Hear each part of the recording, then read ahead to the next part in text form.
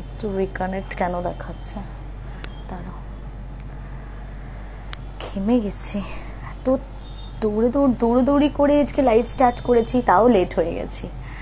আচ্ছা একটু ওয়েট করি, আস্তে আস্তে সবাই জয়েন করুক। আমাকে এখনো পর্যন্ত স্ক্রিনে কিছু শো করছে না, পুরো স্ক্রিন এখনো অবধি ব্ল্যাঙ্ক দেখতে পাচ্ছি আমি। একটু ওয়েট করে যাই, যদি আবার ওরকম স্ক্রিন ব্ল্যাঙ্ক দেখায় তাহলে আমাকে আবার বেরোতে হবে, বেরিয়ে আবার আমাকে রিজয়েন করতে হবে। ইটস বেটার আমি একটু ওয়েট করে যাই। মৌমিতা ইজ ওয়াচিং, পারমিতা মন্ডল লিখছে হাই, সোনাই এস সেড আচ্ছা লিখছে হ্যালো, ইন্দ্রাণী মজুমদার লিখছে হাই, মৌ লিখছে চলে এসেছি দিদি, অল ক্লিয়ার, থ্যাংক ইউ। ওকে, তাহলে তো সব ঠিকঠাক আছে। এখনো পর্যন্ত কিন্তু আমাকে জয়নিং লিস্ট দেখাচ্ছে না, কিন্তু কমেন্ট সেকশন যেহেতু আমি দেখতে পাচ্ছি এবং সবাই যেহেতু বলছে অল ক্লিয়ার, তো আমি ধরে নিচ্ছি যে সব ঠিকঠাক আছে, কারণ আমি বুঝতে পারি না এখান থেকে। আচ্ছা, সুকন্যা মন্ডল লিখছে হাই দি ভাই, হ্যালো বাবা, কি মিষ্টি, আমাকে কেউ দি ভাই বলে ডাকলে আমার এই ডাকটা খুব খুব মিষ্টি লাগে, সাউন্ড করে। আচ্ছা, জয়ন্তী দাস লিখছে হ্যালো হ্যালো, শ্রীময়ী নন্দী লিখছে all clear, thank you Shrimoyee. Susmita Roy লিখছে সব ঠিক আছে, কেমন আছো, ভালো আছি। দীপ দে লিখছে হ্যালো দিদি, অনেকক্ষণ ধরে ওয়েট করছিলাম, সরি আমি একটু লেট হয়ে গেছে, আমি একটু বেরিয়েছিলাম, তো আমার এসে তারপর লাইভ জয়েন করতে করতে একটু লেট হয়ে গেছে আজকে, মানে মিনিট 15 মতো তো হয়েইছে, অনেকটাই লেট আমার জন্য, কারণ যেহেতু আমি এতটা লেট করি না। আচ্ছা, অনেকক্ষণ ওয়েট করছিলাম, thank you, that is very precious. মানে তোমরাও যে আমার জন্য অপেক্ষা করো, এটা আমার কাছে অনেক বড় প্রাপ্তি। ফার্স্ট কমেন্ট তুমি পড়লে না আজ শোনাই, আমি পড়েছি তো, তোমার কমেন্ট তো পড়েছি, কিন্তু তোমার কমেন্টটা ফার্স্টে ঢোকেনি। অনেক সময় কি হয়, আমরা প্রথম কমেন্ট করি, আমরা ভাবি আমরা ফার্স্ট কমেন্ট করছি, কিন্তু কি হয় নেটের জন্য যার কমেন্টটা ফার্স্ট আগে আমার কাছে পৌঁছই, আমি তার কমেন্টটাই পড়ে ফেলি। আচ্ছা যাই হোক, আমাকে বাকি শুধু কমেন্ট সেকশন ছাড়া সবকিছুই ব্ল্যাঙ্ক দেখাচ্ছে আজকে, নাম্বার অফ জয়নিং বা লাইভে কিচ্ছু এক্সট্রা দেখাচ্ছে না। আমি আর ওয়েট করছি না, আমি আমার মতন আমার আজকের হরর স্টোরি টেলিং স্টার্ট করব, কিন্তু তার আগে ভূতের গল্প, দারুণ দারুণ জমজমাট কিছু ভূতের গল্প বলবো তোমাদেরকে আজকে, দারুণ ইন্টারেস্টিং। আমার তো নিজের দারুণ ভয় লেগেছে গল্পগুলো শুনে, তো সেগুলো একদম রিয়েল লাইফ ইনসিডেন্টস। জানো আমরা কোনো গল্প বলি না, আমরা ঘটনাই শেয়ার করি, তো একদম রিয়েল লাইফ কিছু ইনসিডেন্ট শেয়ার করব। তার আগে চটপট করে বলে নি যে আচ্ছা আচ্ছা হ্যাঁ ঠিক আছে, কাল অনেক রাত অবধি আড্ডা দিয়ে আজ আবার লাইভের আপডেট দাওনি। হ্যাঁ মানে কালকে যেহেতু আমি বলে দিলাম, কালকে তো অলরেডি আমি বলেই দিয়েছিলাম যে আমি আগামীকাল আসবো, আজকে আর ওই জন্য আমি আলাদা করে আপডেট পোস্ট করিনি। আর সত্যি কথা বলতে আমার মাথা থেকে বেরিয়েও গেছে সেটা, হয়তো আমি একবার একটা হোয়াটসঅ্যাপে লিখে দিতেই পারতাম যে 8টায় আসছি বা কিছু, বাট আমি আপডেটটা দিতেও ভুলে গেছি সত্যি কথা। তো দিতে ভুলে গিয়ে আবার দেরি করেছি বলে অনেকে হয়তো ভাবতে পারে যে ও বাবা আজকে কি তাহলে দিদি আসবে না, নট দ্যাট। আমি জানতাম যে অনেকে হয়তো এমনিতেও অপেক্ষা করবে, যেহেতু আমি বলে দিয়েছি, আমি বরং না আসলে বলে দিতাম যে আমি আসবো না আজকে। আচ্ছা চট করে বলি যে আমার আজকের এই যে কস্টিউমটা, আজকের এই যে সুন্দর শাড়িটা, এই শাড়িটার কালারটা জাস্ট দেখো, কালারটা অসাধারণ, জাস্ট অসাধারণ একটা কালার। আর তার সাথে তার প্রিন্টটা দেখো, ভীষণ সুন্দর একটা আর্ট পরে, মানে আর্টিস্টিক একটা ব্লক প্রিন্টসের মতো ব্যাপার, তো ভীষণ সুন্দর দেখতে আর তেমন সুন্দর কালার। আর সব থেকে বড় কথা হচ্ছে তেমন সুন্দর সফট, পুরো কমপ্লিট বডি হাগিং, প্লিট করে আমার কুচি ফেলতে জাস্ট 2 মিনিট টাইম লেগেছে। মানে আমি এটা নিয়ে খুব ভয় পাই, জানো তো, আমার কোনো শাড়ির ক্ষেত্রে সব থেকে বড় ভয়ের জায়গা হচ্ছে আমি কুচিটা ঠিক মতো ফেলতে পারবো কিনা, কারণ যেগুলো একটু হেভি শাড়ি হয় বা একটুখানি দেখবে সিনথেটিক ম্যাটেরিয়ালের শাড়ি হলে, মানে চট করে, সিনথেটিক বলবো না, সেটা একটু অন্যরকম হয়, কিন্তু শ্রীফন টিফনে যেমন ঝটঝট করে প্লিটস গুলো পড়ে যায়, সিল্কে বলো বা ভালো সিল্ক না হলে, ভালো কোয়ালিটি শাড়ি না হলে কিন্তু চট করে প্লিটস গুলো পড়ে না, সেই ফুলে থাকে, উঁচু হয়ে থাকে, সেই কেমন একটা লাগে দেখতে, তো ওটা আমি ভীষণ ভয় পাই। তো আমার কাছে কোনো একটা শাড়ির কমফর্ট জোন হচ্ছে কুচিটা দেখি সুন্দর করে প্লিট পড়ছে কিনা। বিশ্বাস করবে না, শাড়িটা এতটাই সফট, এতটাই বডি হাগিং, এতটাই সুন্দর মেটেরিয়ালের, যে শাড়িটাতে আমি যেই কুচিটা দিতে ফেললাম, মানে সঙ্গে সঙ্গে প্লিটগুলো কি সুন্দর পরপর পরতে নিজে থেকেই হয়ে গেল। আমি প্রিন্টটা একটু ক্লোজ ভিউতে তোমাদেরকে দেখিয়ে দিচ্ছি। এই দেখো, এটা হচ্ছে শাড়ির প্রিন্টটা, দেখো এটা হচ্ছে শাড়ির প্রিন্টটা। এটা বোধহয় একটা ফিমেল বডি এখানে রয়েছে, এরকম ভাবে সরস্বতী মায়ের মতন হাতে বীণা নিয়ে এরকম একটা করে যাচ্ছে, একটা করে এরকম আলপনা যাচ্ছে। এটা পুরো আঁচলটাতে এই রকম করা আছে, আর তার সাথে পুরো একদম পাড় বরাবর ফুল বডিতে নিচে ওপরে এটা যাচ্ছে। আর এটা হচ্ছে শাড়িটার ব্লাউজ পিস। আমার এটাও খুব ভাল লেগেছে, আমি ডেফিনেটলি এই ব্লাউজ পিসটা বানাবো।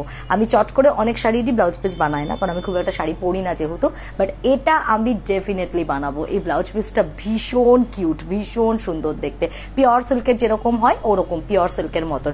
পিওর সিল্ক বলবো না, ডেফিনেটলি এটা পিওর সিল্ক নয়, এটা একটা সিল্ক বা এটা কিসের শাড়ি আমি জানি না, ঠিক আছে, এটাকে কোনো নাম আমি দিচ্ছি না, বাট যে শাড়িটাই হোক না কেন এটার প্রাইস আছে 600, অনলি 600। এটা আমাকে পাঠিয়েছে চন্দ্রিমা চ্যাটার্জি। এই শাড়িটার প্রাইস হচ্ছে 600। প্রাইস শাড়িটাকে কি বলে আমি জানি না, কিন্তু তুমি যদি চট করে কোথাও পরে চলে যাও, এক দেখায় লোকে হয়তো ভাবতে পারে, মানে অন্তত ইলিউশন হতে পারে যে এটা কি কোনো সিল্ক পরে এসছে। বাহ, কি দারুণ তো দেখতে, যেমন সুন্দর প্রিন্টটা, যেমন সুন্দর দেখতে জিনিসটা, তেমন সুন্দর কালার, মানে কালারের গ্লোটা, মানে তোমরা হয়তো কতটা বুঝতে পারছো জানি না। সামনে থেকে শাড়িটা এত গর্জিয়াস একটা লুক ক্যারি করছে, আর তার সাথে এত সুন্দর ব্লাউজ পিস রয়েছে, এত সুন্দর সফট অ্যান্ড কমফোর্টেবল। গরমও নয় শাড়িটা, মেন কথা যেটা, যে শাড়িটা পরে যে ভীষণ গরম লাগছে সেরকমও ব্যাপার নয়, একদম সুন্দর একটা হালকা পাতলা শাড়ি, সুন্দর প্লেট পরে যাচ্ছে, আবার ট্রান্সপারেন্টও নয়, পুরো একদম সিল্কের মতন বডি কভার। তো এটার প্রাইস কি করে 600 হয় আমি জানি না, বাট এটা ওর কাছে অ্যাভেলেবেল রয়েছে। এটাকে কি শাড়ি বলবো, অনেকটা তসরের মতো লুকটা ক্যারি করছে, কিন্তু তসর ডেফিনেটলি নয়, আমি মিসগাইড করবো না, তাই তসর নয়, বাট তসরের মতন পুরো একদম এক্সাক্ট লুক ক্যারি করছে। 600 এটার প্রাইস আছে, ভীষণ সফট একটা কমফোর্টেবল শাড়ি। তো তোমরা যদি কেউ চাও চন্দ্রিমাকে, তোমরা যোগাযোগ করে নিতে পারো 8436202510। আমি আবার রিপিট করছি 8436202510, 8436202510, এই 8436202510 এই নম্বরে তোমরা চন্দ্রিমাকে রিচ করতে পারবে। এবং চন্দ্রিমার কাছে কিন্তু এইরকম নানান ধরনের আরো ভ্যারাইটি রয়েছে, মানে শুধু এই শাড়িটা না, ওর কাছে 600-700 এর মধ্যে কাঁথা স্টিচের ব্লাউজ পিস এবং তার সাথে শিউলি বা প্লেন খাদির যে কম্বোগুলো হয় না, এখন এটা ভীষণ চলছে, মানে ব্লাউজ পিসটা তোমার শাড়ির সাথে একদম ম্যাচ না হয়ে একটা ডিফারেন্ট মানানসই খাদি সাথে ধরো তোমাকে একটা কাঁথা স্টিচের ব্লাউজ পিস দেওয়া হলো বা হাকো বা কিছু দেওয়া হলো, এরকম কম্বো সেট করে করে শাড়ি আর ব্লাউজের সুন্দর সুন্দর কম্বো ওর কাছে অ্যাভেলেবেল আছে, স্টার্টিং ফ্রম 600-700। আর ওর কাছে কাতান অ্যাভেলেবেল রয়েছে প্রচুর, মানে হিউজ কালেকশন। কাতানের যদি কেউ লো ভার্সনটা নেয় তাহলে সেটা আছে 1250, আর যদি কেউ একটু ডুয়াল টোন ভালো কোয়ালিটির কাতানটা প্রেফার করছো তাহলে সেটা 1500। সো এই ওর কাছে হিউজ কালেকশন রয়েছে। সব থেকে ইন্টারেস্টিং হচ্ছে এই শাড়িটা, তো ওইগুলো কাতান বলো বা খাদির তোমরা তো পেয়ে যাবে এরকম, বাট 600-700 ও বলছে দিদি আমার কোয়ালিটি একদম বেস্ট কোয়ালিটি আমরা প্রোভাইড করে থাকি, মানে যেহেতু ওর ডাইরেক্ট ইনহাউস প্রোডাক্ট, তো সেই ক্ষেত্রে অনেকটাই হয়তো মানে আমার মনে হয়েছে বাজেট ফ্রেন্ডলি ব্যাপারটা। বাট এই পার্টিকুলার শাড়িটা আমার বলতে আর কোনো দ্বিধা নেই যে অসাধারণ। তোমাদের নিশ্চয়ই যারা দেখছো তাদের খুব ভালো লাগছে। আমার কাছে হোয়াইট একটা ব্লাউজ ছিল, ওটা আমি ফেলে এসেছি কাঁথিতে, ওটা থাকলে আমি ওটা দিয়ে এটা ট্রাই করতাম, আমার মনে হয় এটা আরো ভালো খুলতো। যাই হোক, সেটা পরে নাই, কখনো যখন ট্রাই করবো তোমাদেরকে নিশ্চয়ই আমি ডিসপ্লে করেই দেবো। আজকে আপাতত আমি শাড়িটা ডিসপ্লে করে দিলাম আমার নিজের মতন করে। রেড পরি লিখছে ওয়েন্দ্রিলা মুখার্জি, হাই শ্রেয়া কেমন আছো লিখছে সুমনা কর্মকর। রিঙ্কি দে লিখছে রেড বিউটি, সুন্দর লাগছে দিদি ভাই তোমাকে, থ্যাংক ইউ। এবং শাড়িটা কিন্তু আনডাউটেডলি ভীষণ সুন্দর, তো তোমরা চন্দ্রিমাকে যোগাযোগ করে নিও। বেশ, এবারে আজকে আর কথা না বাড়িয়ে চলো চললাম। শাড়ির ডিজাইনটা খুব সুন্দর, হ্যাঁ হেয়ারটাও খুব স্টাইলিশ লাগছে, ওকে থ্যাংক ইউ। হ্যাঁ, শাড়ির ডিজাইনটাই আমার মেন, ভীষণ প্রিন্টগুলোও দেখবে আমরা এই একটুখানি মধুবনী কলমকারি বা একটু এই ধরনের আটপৌরে যে ডিজাইনগুলো হয় যেগুলো দেখতে আমাদের কিন্তু বেশি সুন্দর লাগে, তো এটা যেহেতু ওরকম একটা সুন্দর বেশ একটা ভালো একটা ক্লাসি ব্যাপার আছে এই শাড়িটার মধ্যে, আমার খুব ভালো লেগেছে পার্সোনালি, এবং যার জন্যই আমি ডিসাইড করেছি যে আমি এই ব্লাউজ পিসটাও বানাবো। পিসটাও খুব খুব কিউট একটা দেখতে, আর কালারটা মানে তোমরা এই শাড়িটার কালারটা জানি না কতটা ডিসপ্লে হচ্ছে ভালো করে, এবার এইটা দেখলে তোমরা বুঝতে পারবে। গ্লেজটা দেখেছো শাড়িটার, মানে এইটা কিন্তু পুরো শাড়িটার মধ্যেই পাওয়া যাবে, মানে ব্লাউজ পিসটা আলাদা করে ভালো করে দেখালে মানে দেখানো যাচ্ছে যে শাড়িটা হয়তো অতটা ক্লোজে আনা যাচ্ছে না, তো এই রকমই কিন্তু ম্যাটেরিয়ালটা এতটাই কিন্তু গ্লসি, এক্সিলেন্ট শাড়িটা। কি শাড়ি আমি জানি না, নাম বলতে পারবো, এক্স্যাক্ট নাম বলতে পারবো না। আচ্ছা, শাড়িটা অসাধারণ লাগছে, অর্ডার করে ফেল, কি সুন্দর লাগছে নন্দিনী, অর্ডার করে ফেলো একটা। ওকে, শম্পা চ্যাটার্জি লিখছে সুন্দর লাগছে, ঠিক। ওকে, সো এবার যাবো স্টোরিতে। আচ্ছা, অনেকদিন ধরে রিকোয়েস্ট আসছিল দিদি তুমি একটা হোটেলের গল্প বলবে, তো হোটেলের ভূতের গল্প আজকে ডেফিনেটলি একটা বলবো। আর তার আগে আরো কিছু ভয়ের গল্প আমি শেয়ার করব, যেগুলো আমার পার্সোনাল চয়েসে বিশাল ভয় লেগেছে আমার ঘটনাগুলোতে। তোমাদের চয়েসে একটা বলবো, আমার চয়েসে 3টে বলবো। এখান থেকে স্টোরি কমপ্লিট করার পর আমি চলে যাব আমার নিজের চ্যানেলে। আমার নিজের চ্যানেলে আজকে 2টো স্টোরি বলবো, এবং 2টো আমার রাতের ঘুম উড়িয়ে দেওয়ার মতন ভয় লেগেছে। মানে খুব সাধারণ ঘটনা, জানো তো, অনেক সময় অনেক অসাধারণ কিছু শোনার দরকার পড়ে না, কিন্তু সাধারণ জিনিসও আমাদেরকে অনেক নাড়া দিয়ে চলে যায়। তো 2টো ঘটনা, একটার মধ্যে সেটা ভূতের অনেকটাই ভূতে ভৌতিক পার্ট আছে, কিন্তু এন্ড পার্টটাতে একটা ঠাকুরের পোর্শন আছে। বিশ্বাস করবেন, ওটা মা কালীর একটা ঘটনা, আমার না গায়ে পুরো কাঁটা দিয়ে গেছে ঘটনাটা শুনে। মানে মা কালীর যে পোর্শনটা, ভূতের থেকেও বেশি আমার ভয় লেগেছে ঠাকুরের পার্টটা শুনে ওই গল্পটার। মানে এক্সেলেন্ট এক্সেলেন্ট, ওই স্টোরিটা আমি শেয়ার করব। আর একটাও এই খুব রিসেন্ট একটা ঘটনা, মানে রিসেন্ট ঘটনা মানে এপ্রিলে এক ভদ্রলোক মারা গেছেন, তারপর তার বাড়ির কিছু ঘটনা, যেটা ধারাবাহিকভাবে বলবো, বা শ্রাদ্ধের আগে ঘটছিল জিনিসগুলো। তো সেটাও একটা দারুণ ভয়ঙ্কর ইনসিডেন্ট, তার অস্থি রিলেটেড একটা ঘটনা আছে, তো সেটাও বলবো, ঠিক আছে। তো সেই গল্প দুটো আমি যাব আমার শ্রেয়া সেনগুপ্ত আচার্য ব্লগস ওই চ্যানেলে। আর আপাতত এখানে স্টার্ট করছি আমার আজকের সেশনটা। ওকে, প্রথম যে ঘটনাটা দিয়ে শুরু করবো, এটা পুরুলিয়ার একটা ঘটনা। আমি হয়তো নামটা একটু এদিক ওদিক বলতে পারি, কারণ যেহেতু আমি পুরুলিয়াটা খুব একটা ভালো করে ওখানকার জায়গা জানি না নামগুলো, বাট সম্ভবত সাহেববাদ নতুনবাদ বলে পুরুলিয়ার একদম বোধহয় মেইন টাউন কাছাকাছি কোথাও এইরকম কিছু জায়গা রয়েছে। পুরুলিয়া থেকে এই ঘটনাটা আমাকে দেবারতী পাঠিয়েছে। ওর হাজবেন্ডের সাথে ঘটা একটা ঘটনা।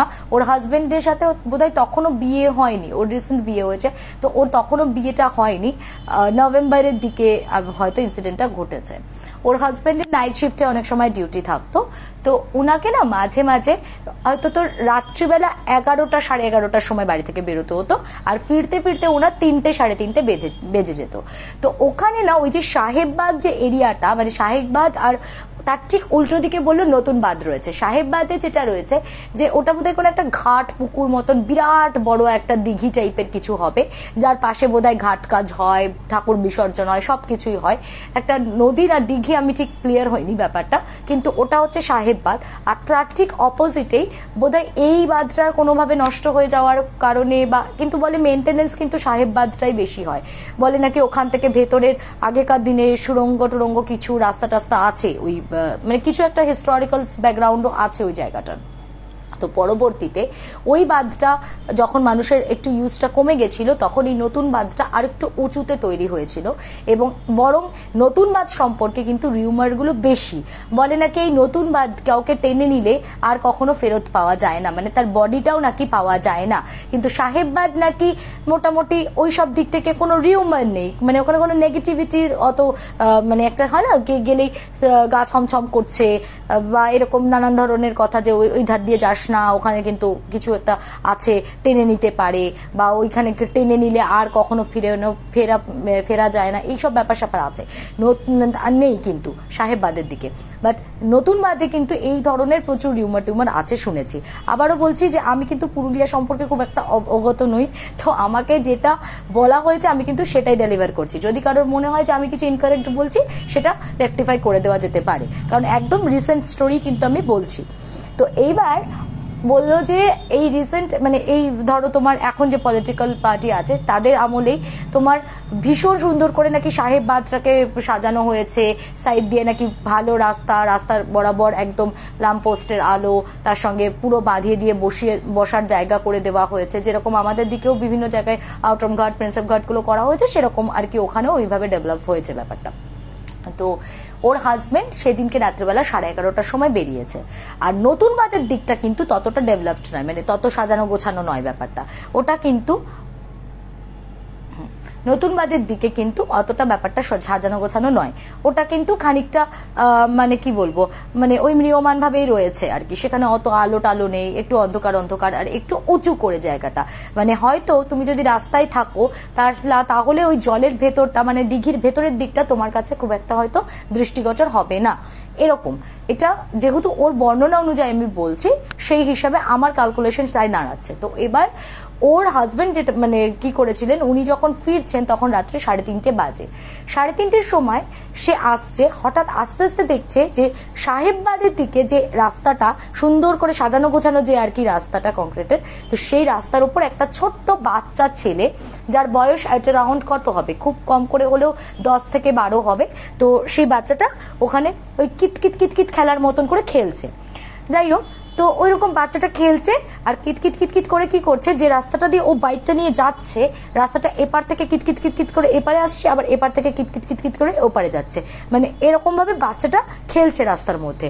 তো ওর অনেকটা দূর থেকেই বাচ্চাটাকে দেখে প্রথম কথাটা একটু ডাউট লেগেছে যে এটা কি করে পসিবল, মানে এত রাত্রেবেলা 3-3:30 সময় কার বাড়ির কোন ছোট বাচ্চা আছে যে রাস্তায় বেরিয়ে কিতকিত খেলে, মানে এটা খুব একটা অ্যাপসেট অন্যরকম অদ্ভুত ব্যাপার না। তো ওর তখনই ফার্স্ট মাথায় স্ট্রাইক করেছে যে এটা কি দেখছি আমি, মানে কেন এখানে বাচ্চাটা খেলছে কেন, ওর কি বাড়িতে মানে কোনোভাবে ও চলে এসেছে বাড়ি থেকে বা কিছু, ওকে কি রেস্কিউ করতে হবে, ওকে কি বাড়িতে ছেড়ে দেবো আমি, এইরকম থটসও এসছে ওর মাথায়। প্লাস ও যেহেতু রাস্তার মধ্যে খেলছে, স্বাভাবিকভাবেই ও বাইকটা যখন আরো কাছে এগিয়ে আসছে আস্তে আস্তে স্লো করে দিচ্ছে, কারণ যাতে বাচ্চাটার কোনোভাবে বাই চান্স লেগে না যায় বা কিছু। তো ও যেটা ভাবতে ভাবতে আসছিল যে আমি দাঁড়াবো ওখানে, দাঁড়িয়ে বাচ্চাটাকে জিজ্ঞাসা করব যে বাবা তুই এখানে এত রাত্রে কি করছিস, তোকে কি বাড়ি ছেড়ে দিতে হবে, তাহলে চল আমি তোকে ড্রপ করে দিচ্ছি বা কিছু। কিন্তু যেটা ঘটলো, বলছে যে আমি বাইকটা নিয়ে যাচ্ছি, হঠাৎ সাডেনলি ও কিতকিত কিতকিত খেলতে খেলতে রাস্তার মাঝখানটায় দাঁড়িয়ে পড়লো। এবার ও যখন দাঁড়িয়ে পড়েছে, ও কি করেছে, বাইকটা মানে ব্রেক দিয়ে দাঁড় করিয়ে দিয়েছে। এবার ও দাঁড়িয়ে পড়েছে, ছেলেটাও দাঁড়িয়ে পড়েছে, পেছনের দিকে মুখ, মানে উল্টো দিকে, ওর পিঠটা হচ্ছে ওর মুখের দিকে, আর উল্টো দিকে মুখ করে ও দাঁড়িয়ে পড়েছে মাঝখানে কিতকিত খেলতে খেলতে।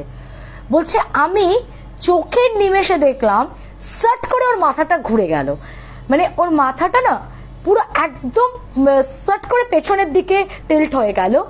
তারপরে ও কি করলো, পুরো ওখান থেকে এক দৌড় লাগিয়ে, মানে ওই সাহেববাদের রাস্তাটা থেকে পুরো দৌড় লাগিয়ে গেল হচ্ছে ওই নতুন বাঁধের দিকে, গিয়ে ঝপাং করে একটা ঝাঁপ মারলো। এবার ওই জলের ভেতরের দিকটা তো ওর দৃষ্টিগোচর হচ্ছে না, আমি আগেই বললাম যে ওই ভেতরের দিকটাও দেখতে পাবে না, কিন্তু ও বাইরের দিকটাতেও দেখতে পাচ্ছে। এবং এত নিস্তব্ধ তখন এলাকাটা, তখন চারিদিকে লোক নেই, জন নেই, চারিদিক পুরো সুনসান হয়ে রয়েছে। তো সেই সময় একটা যদি ঢিলও তুমি জলের মধ্যে ফেলো, বেশ জোরে একটা আওয়াজ কিন্তু তুমি শুনতে পাবে।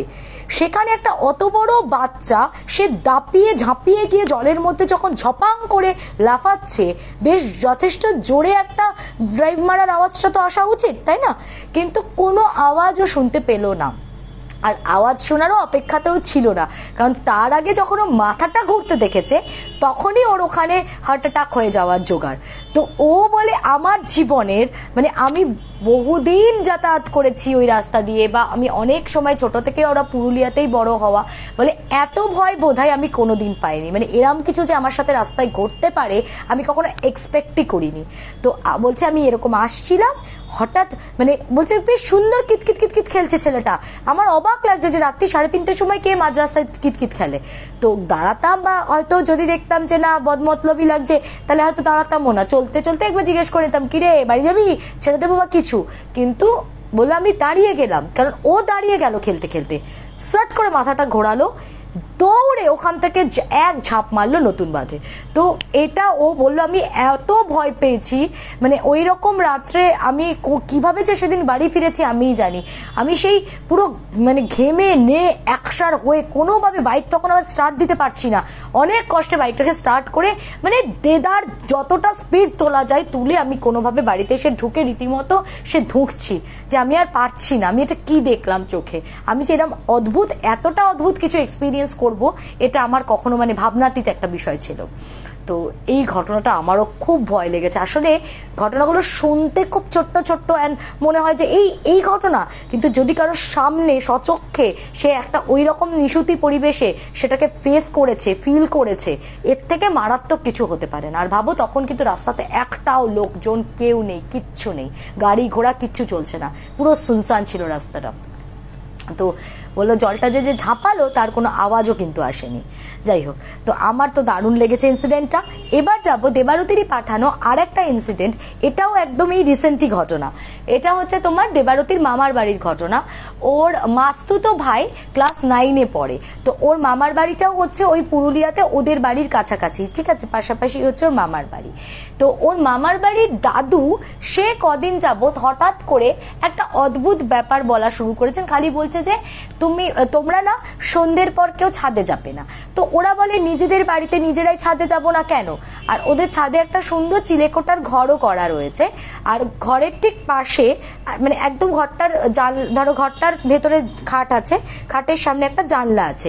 এবার জানলা বরাবর একদম সোজাসুজি ওদের একদম যেখানে পাঁচিলটা শেষ হচ্ছে ছাদের ওইখানে একটা চেয়ার, মানে সেই ভগ্নপ্রায় একটা চেয়ার বলতে পারো, মানে সেটা ভেঙে চুড়ে গেছে, ওটা কোনো কাজে লাগে না, হয় না অনেক সময় এসে টুকটাক যদি কেউ বসে টসে, একটা চেয়ার ওরকম রাখা আছে কর্নার করে। আর ওই পাশটা করেই পাশের বাড়ির একটা বিরাট বড় নারকোল গাছ আছে। সেই নারকোল গাছটা মানে রীতিমতো সেটা বড় হতে হতে নুইতে নুইতে ওদের ওই ছাদের ওই দিকটাতে পুরো নুইয়ে পড়েছে। হ্যাঁ, তো ওই জায়গাটা না এমনিতে একটু থমথমে লাগে আর কি, যে ওই পাশের ওই গাছটা এমন ভাবে নুইয়ে ঝুলে পড়েছে ছাদের ওপরে, ওখানে ওইরকম একটা ভাঙাচোরা চেয়ার রাখা আছে। তো দাদু জানি না কি ফিল করেছিলেন কদিন যাবত, কিন্তু কদিন ধরে দাদু খালি বলছে যে সন্ধ্যের রাতের পর তোমরা কেউ কিন্তু ওই ওপরে চিলেকোঠার ঘরে বা ছাদের দিকে তোমাদের যাওয়ার দরকার নেই। মানে দাদু বারবারই এটা সবাইকে ওয়ার্ন করছেন।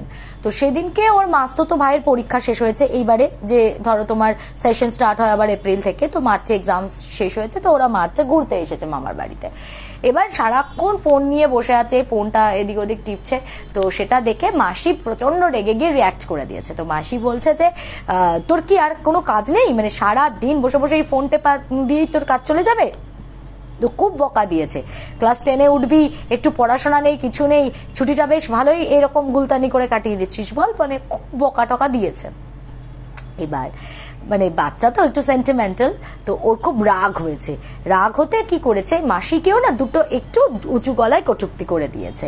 হ্যাঁ, তুমি সারাক্ষণ ধরে আমার পড়া কি তুমি করে দাও, আমি তো নিজের পড়া নিজে করেই নি, তুমি কেন এত কথা বলছো আমাকে, একটুখানি ছুটিতে ঘুরতে এসেছি সবার সামনে এরম ভাবে বলছো হ্যান ত্যান। তো ও একটু উঁচু গলাতে মার সাথে কথা বলছিল। এবার ছোট মামারও কাছে তখন মাথাটা একটু গরম হয়। তো ছোট মামা বলছে, এই তোকে মা ভুল কি বলেছে যে তুই ফোন নিয়ে বসে আছিস সারাদিন ধরে? ঠিকই তো বলেছে, তো তোর ফোনটা রাখ, রেখে নিজের কাজ কর, পড়াশোনা কর বা অন্য কিছু কর, অনেক তো অ্যাক্টিভিটিস আছে, সারাক্ষণ ফোন নিয়ে বসে আছিস আমিও তো দেখছি। তখন বলছে কি, মানে খুব রেগে গেছে একটুখানি, বাচ্চা মানুষ একটু রেগে গিয়ে জেদ করে কি করেছে, যাও বলে মানে একটু চিৎকার করে ও ওপরে চলে গেছে। চলে গিয়ে চিলেকোঠার ঘরে ঢুকে ও নিজে দরজাটা বন্ধ করে দিয়েছে। এবার ছোট মামাও গেছে একটু রেগে। এবার যাই হোক, মানে যে হ্যাঁ দিন দিন তোর বিহেভিয়ার এত খারাপ হচ্ছে, মার সাথে এইভাবে কথা বলিস, তুই আমাদের সাথে এইভাবে কথা বলিস, বড় হচ্ছিস, কোনো একটা বাদ বিচার নেই, কার সাথে কিভাবে কথা বলতে হয় জানিস না বলে ছোট মামা আবার রেগে গিয়ে কি করেছে, বলছে যা তুই ওখানে থাকবি তো, জেদ দেখাতে এসছিস সেখানে, দেখাচ্ছি তোর জেদ বলে ছোট মামা আবার বাইরে, মানে ওর আগে যেতে চিলেকোঠার ঘরের দরজাটা, চিলেকোঠার ঘরের দরজাটা, সেই দরজাটা রুমের দরজাটা ও লাগিয়েছে। আর ছোট মামা কি করেছে, ছাদের দরজাটা ছিল, ওই ছাদের দরজাটাকে পুরো টেনে উনি বাইরে থেকে লক করে দিয়ে সিঁড়ি দিয়ে নেমে চলে এসেছেন। মানে ছোট মামা ছাদের দরজাটা লাগিয়েছে আর ও ওই চিলেকোঠার ঘরের দরজাটা লাগিয়েছে। ওকে, এইবার বেশ খানিকক্ষণ টাইম কেটে গেছে, তারপরে বেশ মেঘ করে এসছে আর ঝিরিঝিরি বৃষ্টি নেমেছে। তখন বোধহয় মানে ওই পড়ন্ত বিকেল এরকম হবে। এবার পড়ন্ত বিকেল কি, মানে সন্ধে প্রায় নামছে, মানে একদম যেটা সন্ধেবেলা 3 সন্ধে যে সময়টা হয় ওরকম সন্ধেবেলার সময়টা। এবার ওই রকম সময় হঠাৎ করে ছেলেটা নাকি প্রচন্ড জোরে ওই বাইরের যে দরজাটা মানে ছাদের দরজাটাকে এরকম গ্রিলটা ধরে ঝাঁকাচ্ছে, ঝনঝন ঝনঝন করে ঝাঁকাচ্ছে আর বলছে খোলো খোলো খোলো বলে হাও হাও করে চিৎকার করে কাঁদছে। এবার তো মাসি মামা সবাই ভয় পেয়ে গেছে যে কি হলো ছেলেটাকে এরকম একা ছেড়ে দিয়েছি। সবাই যখন দৌড়ে ওপরে গেছে তখন গিয়ে দেখছে সে মানে কেঁদে কেটে ছেলের একাকার অবস্থা, ওই অত বড় ছেলে রীতিমতো ফুপ হচ্ছে। তো তাড়াতাড়ি করে ওকে তো মানে মাসি কোলে টেনে নিয়ে কি হয়েছে বাবা কি হয়েছে পরে যখন ও একটু সুস্থির হয় তখন বলছে যে ওই রুমটার মধ্যে ও গিয়ে হয় না যে রাগ হয়ে গেলে আমরা কি করি, বালিশটাকে এরকম টেনে নিয়ে বুকের কাছে উল্টো হয়ে শুয়ে বালিশের মধ্যে মুখ গুজে ফুপিয়ে ও কাঁদতে ওর হঠাৎ করে মানে তখন প্রায় সন্ধেটা ঘনিয়ে এসেছে, হঠাৎ করে ওর চোখ গেছে জানলার দিকে। ও স্ট্রেট জানলা বরাবর দেখছে ওই যে ভাঙাচোরা চেয়ারটা ওখানে রাখা আছে, ওই চেয়ারটার উপর একজন কেউ পায়ের উপর পা তুলে একটা কালো অবয়ব বসে আছে। ও বলছে আমি সুস্পষ্ট ভাবে দেখেছি যে একটা কালো রঙের অবয়ব সেটা একদম মানে একটা পায়ের উপর আর একটা পাকে তুলে হয়তো চেয়ারটার উপরে হেলান দিয়ে দুপাশে হাত রাখার মতন এরকম একটা পোজে বসে রয়েছে। তো ও প্রথমে ভাবছে যে আমার কি কোনো ইলিউশন হচ্ছে, মানে কেন মানে এরকম কেন দেখবো, আর ওটা কি তাহলে আমারই ছায়াটা পড়েছে কোনোভাবে কোনো আলো টালোতে, কি জানি বুঝতে পারছে না ও ঠিক করে। ও উঠে বসেছে, এবার ও বলছে যে ও যখন উঠে বসেছে ছায়াটাও চেয়ারের ওপরে না এরকম সোজা হয়ে উঠে বসেছে, ও এরকম পাটাকে ঝুলিয়ে খাটের ওপরে এইভাবে বসে আছে, তো ওইখানে ছায়াটা ওইভাবে বসে আছে। এবার ও বুঝতে পারছে না যে ওটা কি কোনোভাবে, আমরা অনেক সময় অনেক কিছুই ভুল বুঝে ভয় পাই যে হয়তো একটা কোনো ছায়া পড়ছিল সেটা দেখে আমরা ভূত ট্রুত ভেবে নিয়েছি, তো এইসব গল্প তো আমরা অনেকেই শুনে থাকি। তো ও ওরকম প্র্যাকটিক্যালি ভাবছে যে হতে পারে যে কোনো গাছের পাতার ছায়া পড়েছে বা আমার ছায়াটা কোনোভাবে এমন ভাবে পড়ছে যেটাতে হয়তো মনে হচ্ছে যে ওটা ওরকম কিছু বসে আছে বা এরকম। তো বলছে এরকম আমি বসে আছি, তো এবার ও যখন নাকি এরকম হাত নাড়ছে ছায়াটাও নাকি ওরকম হাত নাড়ছে, ও যখন আবার লেফট হ্যান্ডটা মুভ করছে ছায়াটাও এরকম লেফট হ্যান্ডটা মুভ করছে। বলছে ও একবার নাকি এরকম উঠে দাঁড়িয়েছে ছায়াটাও উঠে দাঁড়িয়েছে, ও আবার বসেছে ছায়াটা আবার বসে পড়েছে, ও আবার উঠেছে ছায়াটা আবার বসেছে, মানে এরকম মানে ও উঠছে ছায়াটা উঠছে, ও বসছে ছায়াটাও বসছে। ও কিন্তু অনেকক্ষণ ধরে জাজ করার চেষ্টা করেছে জিনিসটাকে যে এক্স্যাক্টলি হোয়াটস গোয়িং অন, মানে ওটা কোনো ছায়া মানে আমার কোনো ইলিউশন হচ্ছে, আমাকে আমি আমার ছায়াটাই কোনোভাবে পড়ছে নাকি ওটা অন্য কিছু ছায়া পড়ছে যেটা আমি ভুল বুঝছি, মানে ও অনেকক্ষণ ধরে বোঝার চেষ্টা করছে। কিন্তু বলছে একটা পুরো একটা মানুষ। এবার ও বলছে আমি উঠছি সেও বসছে, মানে আমি উঠছি তো সেও উঠছে, আমি বসছি তো সেও বসছে, এই করতে করতে মানে অল অফ আ সাডেন একটা কি হয় যে ও বলছে আমি বসে পড়েছি, সে কিন্তু এরকম ঠায় দাঁড়িয়ে আছে, ও বসে পড়েছে সেটা দাঁড়িয়ে আছে, আবার ও বলছে আমি যেই উঠেছি সে তখন বসে পড়েছে। যতক্ষণ ম্যাচ হচ্ছিল ও তখনও কনফিউজড ছিল, মানে যখন ও উঠছে সেও উঠছে, ও বসছে সেও বসছে, ততক্ষণ পর্যন্ত ও কিন্তু পুরো একদম কমপ্লিট কনফিউশনে ছিল যে এটা কি আমারই ছায়াটা কোনোভাবে পড়ছে, আমি ওটাই দেখতে পাচ্ছি, তাহলে ভয় পেয়ে লাভ নেই। কিন্তু ও যখন দেখলো জিনিসটা এবার উল্টো হতে স্টার্ট করেছে, ও যখন উঠছে তখন সেটা বসছে আর ও যখন বসছে তখন সেটা দাঁড়াচ্ছে, তখন ও বুঝলো যে না ওটা তো কোনোভাবে আমার ছায়া নয়, কিছু তো গড়বড় হচ্ছে। আর কোনো একটা পাতা বা কিছুর ছায়া তো ওই রকম ভাবে পুরো সুস্পষ্ট একটা মানুষের মতন হবে না, আর এখন এই ছাদে কে আসবে। এবার তখনও ও ভাবছে কি যে তাহলে কি কেউ উঠেছে ওপরে, মানে আমি কি অন্ধকারে বুঝতে পারছি না, আমাদের বাড়ির নিচের মামা টামা কেউ কি উঠেছে দিয়ে আমাকে ওরকম ভয় দেখানোর চেষ্টা করছে। ও কি করেছে দরজাটা খুলে, ও অসম্ভব সাহসী, মানে ওর অদম্য সাহস বলেই ও অতক্ষণ ধরে কিন্তু জিনিসটাকে নিয়ে জাজ করার চেষ্টা করছে যে এক্স্যাক্টলি কি হচ্ছেটা কি। তারপরে ও ভাবছে যে তাহলে বোধহয় ছোট মামা আমাকে বকা দিয়েছে, ছোট মামা মনে হয় আমাকে তাহলে মানে ভয় দেখাতে এসছে বা আমাকে কেউ একটা ভয় দেখাচ্ছে। ও তাড়াতাড়ি করে দরজাটা খুলে যখন বেরিয়ে এসে দেখছে কিন্তু কেউ কোথাও নেই, কিচ্ছু নেই। আর তারপর ও যখন মানে তখনও ও ভাবছে কি, যখন ও বেরিয়ে এসে দেখেছে কেউ নেই তখন ওর আরো দৃঢ় প্রতিজ্ঞ যে তার মানে কেউ একটা এসেছিল, সে মনে হয় তাদের বোধহয় চলে গেছে বা, কিন্তু কি করে চলে যাবে ওইটুকু সময়ের মধ্যে, মানে ছাদটা বেশ অনেকটা বড়, তাকে তো ক্রস করে নামতে হবে। তার মধ্যে ও যখন গিয়ে দেখেছে ওখান থেকে দরজাটা বাইরে দিয়ে লক করা, তখন ও বিভৎস ভয় পেয়ে গেছে। তখন ও প্রচন্ড চিৎকার করতে শুরু করেছে। তারপর ও যখন অনেকটা চিৎকার করছে তখন গিয়ে তো তাড়াতাড়ি করে মাসি টাসি সবাই আসে। তো তখন যখন ও ক্ল্যারিফাই করছে যে তোমরা কি কেউ ছাদে এসেছিলে বা কিছু, তখন মামা বলছে যে না, আমি তো রাগের বসে তোকে এরকম লাগিয়ে দিয়ে চলে এসেছিলাম, তুই যে এতটা ভয় পেয়ে যাবে আমি বুঝতে পারিনি। তো উনি তখন মানে খুব একটু নিজেই গিল্ট ফিল করছে যে বাচ্চা মানুষ, আমি কেন এতটা বাড়াবাড়ি করতে গেলাম। তো এবার দাদু তখন বলছে যে তুই কি কিছু দেখেছিস, ভয় পেয়েছিস কেন? তখন দাদুকে ও বলছে যে কেন বলো তো, তুমি কি কিছু ফিল করেছো? বলছে আমি তো বারবারই বলেছি যে তোমাদের বেশি পাকামোর দরকার নেই, তোমরা ছাদে সন্ধ্যের পর যাবে না, অ্যাভয়েড করবে ছাদটা, তোমরা এখন শুনবে না, আজকালকার দিনে ছেলেমেয়েরা তোমরা কিছু মানো না, তো আর কি বলবো বলো। তো তারপরেও নাকি দাদুকে জিজ্ঞাসা করেছে যে কি কি বৃত্তান্ত। তবে ওই বাড়িতে ওই 3 তলা মানে ওই ছাদে চিলেকোঠার ঘরে বা ওই ছাদের ওই চেয়ারটাতে কিছু একটা জিনিস হয়তো দাদুও কখনো হয়তো কিছু দেখেছেন বা ফিল করেছেন। উনি কিন্তু স্ট্রিক্টলি একদম বলছেন সন্ধ্যের পরে কেউ ওপরে যাবে না এরকম। তো তখন দিদা বলছে যে এত ভয় টয় পেয়ে তো লাভ নেই, তাহলে আমরা যদি দরকার হয় একটা পুজো আচ্ছা করিনি, কারণ বাড়ির ছাদে কেউ সন্ধ্যের পরে উঠবো না, এটা আবার কি করে হয়? গরমের দিনে একটু ছাদে গিয়ে সবাই তো বসবে, হাওয়া খাবে, বাড়ির ছাদটা এত সুন্দর, তো সেখানে আমরা কেউ যেতে পারবো না রাত্রে পরে, মানে সন্ধ্যে পড়ে গেলে, এ আবার কেমন? তো তারপরে ওরা ডিসাইড করছে ঠিক আছে কিছু পুজো আচ্ছা হয়তো করিয়ে টরিয়ে নেবে, সেটা পরের কথা। কিন্তু ও নাকি এবারে এই মামার বাড়িতে ঘুরতে গিয়ে বিভৎস ভয় পেয়েছিল, এবং ওটা নাকি তখন ছেলে বলতে বাড়িতে দাদুর ওটা স্ট্রাকচার ছিল না, আর মামা স্ট্রাকচার ওটা ছিল না, একটা পুরো অন্য রকমই। মোটামুটি ও যেটা দেখেছিল কোনো মাঝ বয়সী নয়, বলে ওরই মতন একটা ছোট্ট বাচ্চা ছেলেই হবে, মানে ওই রকমই ক্লাস ধরো 9-10-এ ও পড়ে, হয়তো ম্যাক্সিমাম হবে কোনো কলেজ পড়ুয়া এরকম। তো ওই রকমই কোনো একটা টিনেজার ছেলে এরকম টাইপের একটা অবয়ব দেখেছিল, যে পুরো জিনিসটা যেন বসে উঠছে। এবং ও বলছে আমার কোনো চোখের ভুল হয়নি, ওটা অন্ধকারে কোনো ছায়া মূর্তি বা কিচ্ছু নেই, মানে পরিষ্কার, ওটা কালো ছায়াও না, যেন একটা মানুষ, পুরো একটা মানুষ, একটা বাচ্চা ছেলের মতন কিছু, খালি মুখটা অন্ধকারে তার বোঝা যাচ্ছে না।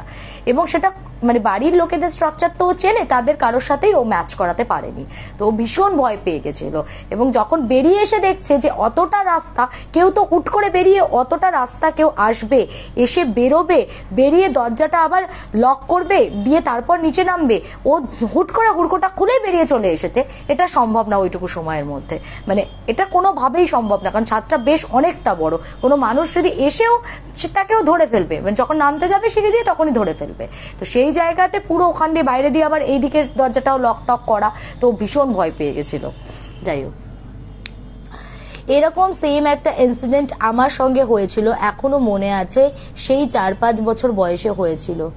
আচ্ছা, মানে চট করে আমাদের অত ছোট বয়সের কথা মনে থাকে না, কিন্তু হয় না অনেক সময় অনেক ঘটনা আমাদেরকে ট্রিগার করে যায়, তো সেগুলো অনেক সময় আমাদের মাথায় মেমোরিতে থেকে যায়, তো হতে পারে মেবি। আচ্ছা, শেষ কটা গল্প, 2টো গল্প বললাম। আচ্ছা বাবা, শ্রাবণী সুর লিখছে অরেঞ্জ সুন্দরী, এরকম ঘটনা হয় যেন আমারও আছে। বেশ, যাদের যাদের কাছে ঘটনা আছে তারা 8240840618 নম্বরে আমাকে পাঠিয়ে দেবে, ঠিক আছে? আচ্ছা দিদি, আজ প্রথম তোমার লাইভে প্রেজেন্ট থাকতে পেরে খুব ভালো লাগছে, লিখছে সঙ্গীতা সেনাপতি। ওকে, রোজ অফিস যাওয়ার পথে ঘুমানোর সময় তোমার গল্প ছাড়া চলেই না, ভীষণ ভালো ভালো। তো থ্যাংক ইউ সো মাচ, তোরা যে এত বেশি আমাকে আপন করে নিয়েছিস নিজেদের মতন করে ভালোবাসা দিয়ে, সেটাই আমার কাছে সব থেকে বড় প্রাপ্তি। Thank you. ওকে, তো এবার যে নেক্সট ঘটনাটাতে যাব, তো আমার এই 2টো ঘটনা মোট কথা খুব বেশ ভালো লেগেছিল। মানে সাহেবাদের ঘটনাটা তো বেশ ইন্টারেস্টিং, একদম সাংঘাতিক ভয়ের লেগেছে। আর এটাও মানে সত্যি যদি ওর সাথে এটা ঘটে থাকে, এবং সেটা যদি আমি ধরে নিই ভূতের গল্পের খাতিরে যে ওটা ভূত ছিল, তাহলে মারাত্মক ভয়ের। এটা মানে কি বদমাইশ ভূত, এরকম ভাবে এতটা ভয় দেখানোর কোনো মানে হয় না। আচ্ছা, এবার যাব হচ্ছে আমি পায়েল মৃধা সরকার, পায়েলের একটা ঘটনা বলবো। ওর বাড়িতে মানে এই রিসেন্টলি ওদের সাথেও এই ঘটনাগুলো ঘটেছে। প্রথমে বলি যে ওর বাবা কিছুদিন আগে মারা যান, এবং ওর বাবা মারা যাওয়ার পর থেকে আস্তে আস্তে মানে এই ঘটনাগুলোর সূত্রপাত। তো প্রথমে আসি, হঠাৎ করে কাকিমার শরীর ভীষণ খারাপ। কাকিমার মানে এবারে এই যে লাস্ট যে পুজোটা গেল, 23-এ যে পুজোটা ছিল, কালী পুজোর আগে মানে মাস 2 আগে থেকে কাকিমার শরীর ভীষণ খারাপ। কাকিমার দিনে দিনে মানে একদম বিছানায় শয্যাশায়ী হয়ে পড়ছেন, উঠতে পারছেন না, চলাফেরা বন্ধ হয়ে যাওয়ার জোগাড়, আর প্রচন্ড রক্ত বমি করতে শুরু করেন। বেশ, তো উনি যখন অত রক্ত বমি করছেন তখন স্বাভাবিকভাবেই ডাক্তার বদ্যি করে তো ওরা সবাই একদম পাগল হয়ে যাচ্ছে, হন্যে হয়ে ঘুরছে যে কি হলো, নানান রকমের এই টেস্ট হচ্ছে সেই টেস্ট হচ্ছে।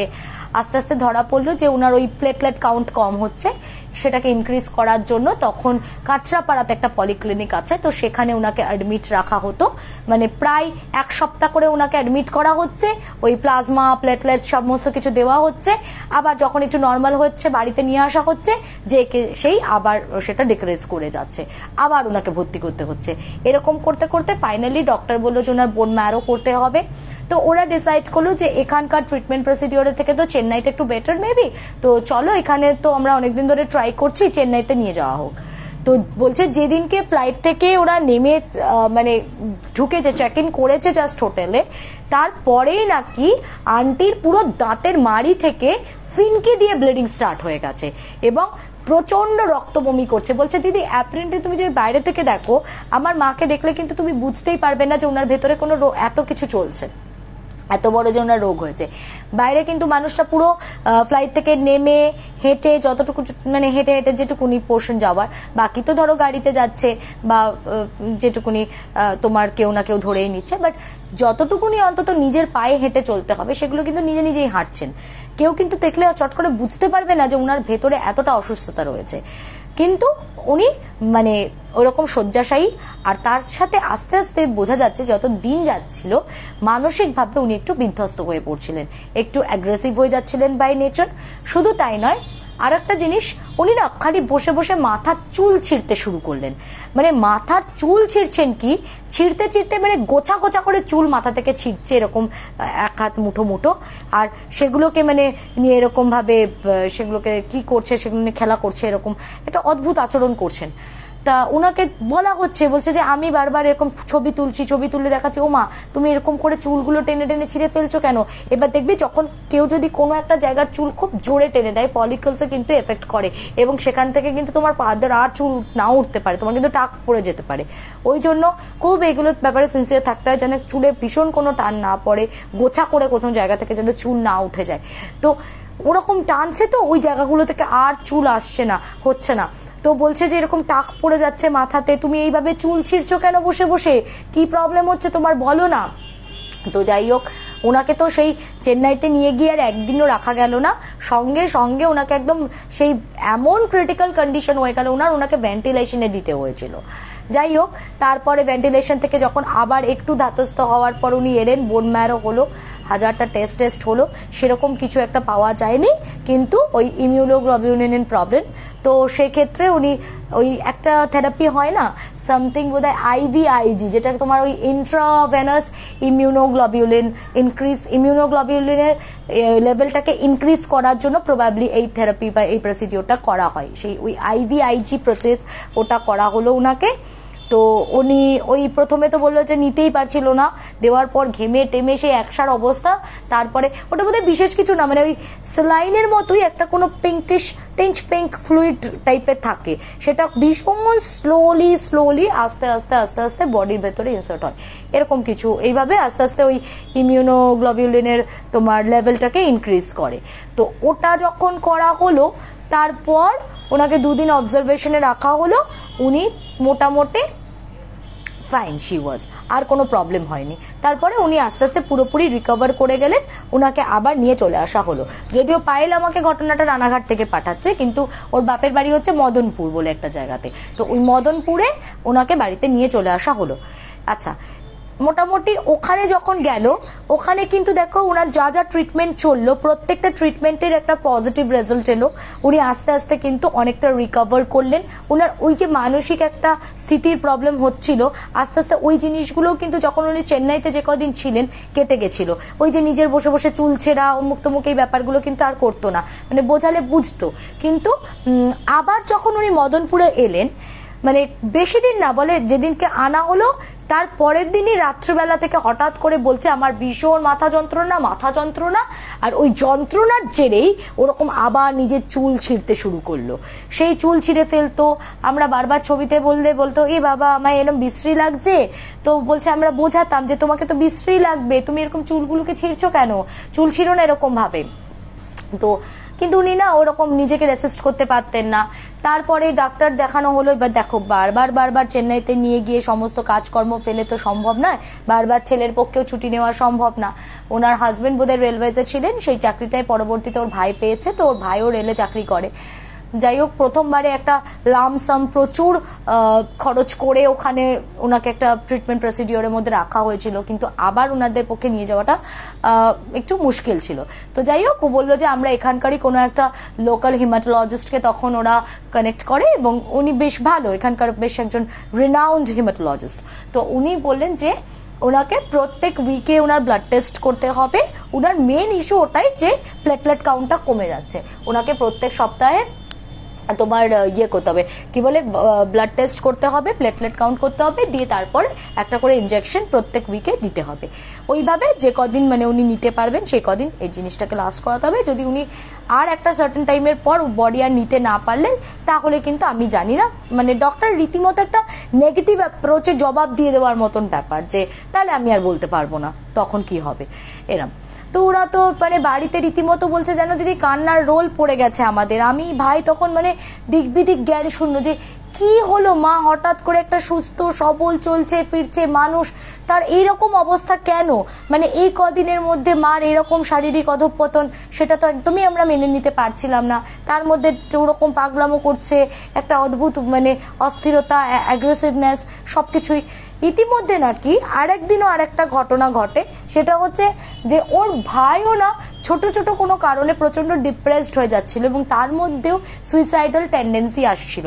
মানে ওর ভাই কি করছিল, একদিন বলছে যে এরকম কিছু একটা কারণে বোধহয় অফিসের কোনো একটা ঝামেলা নিয়ে কিছু হয়েছে, সে মানে রীতিমতো গলায় মানে নিজেকে ফাঁস লাগাতে গেছে।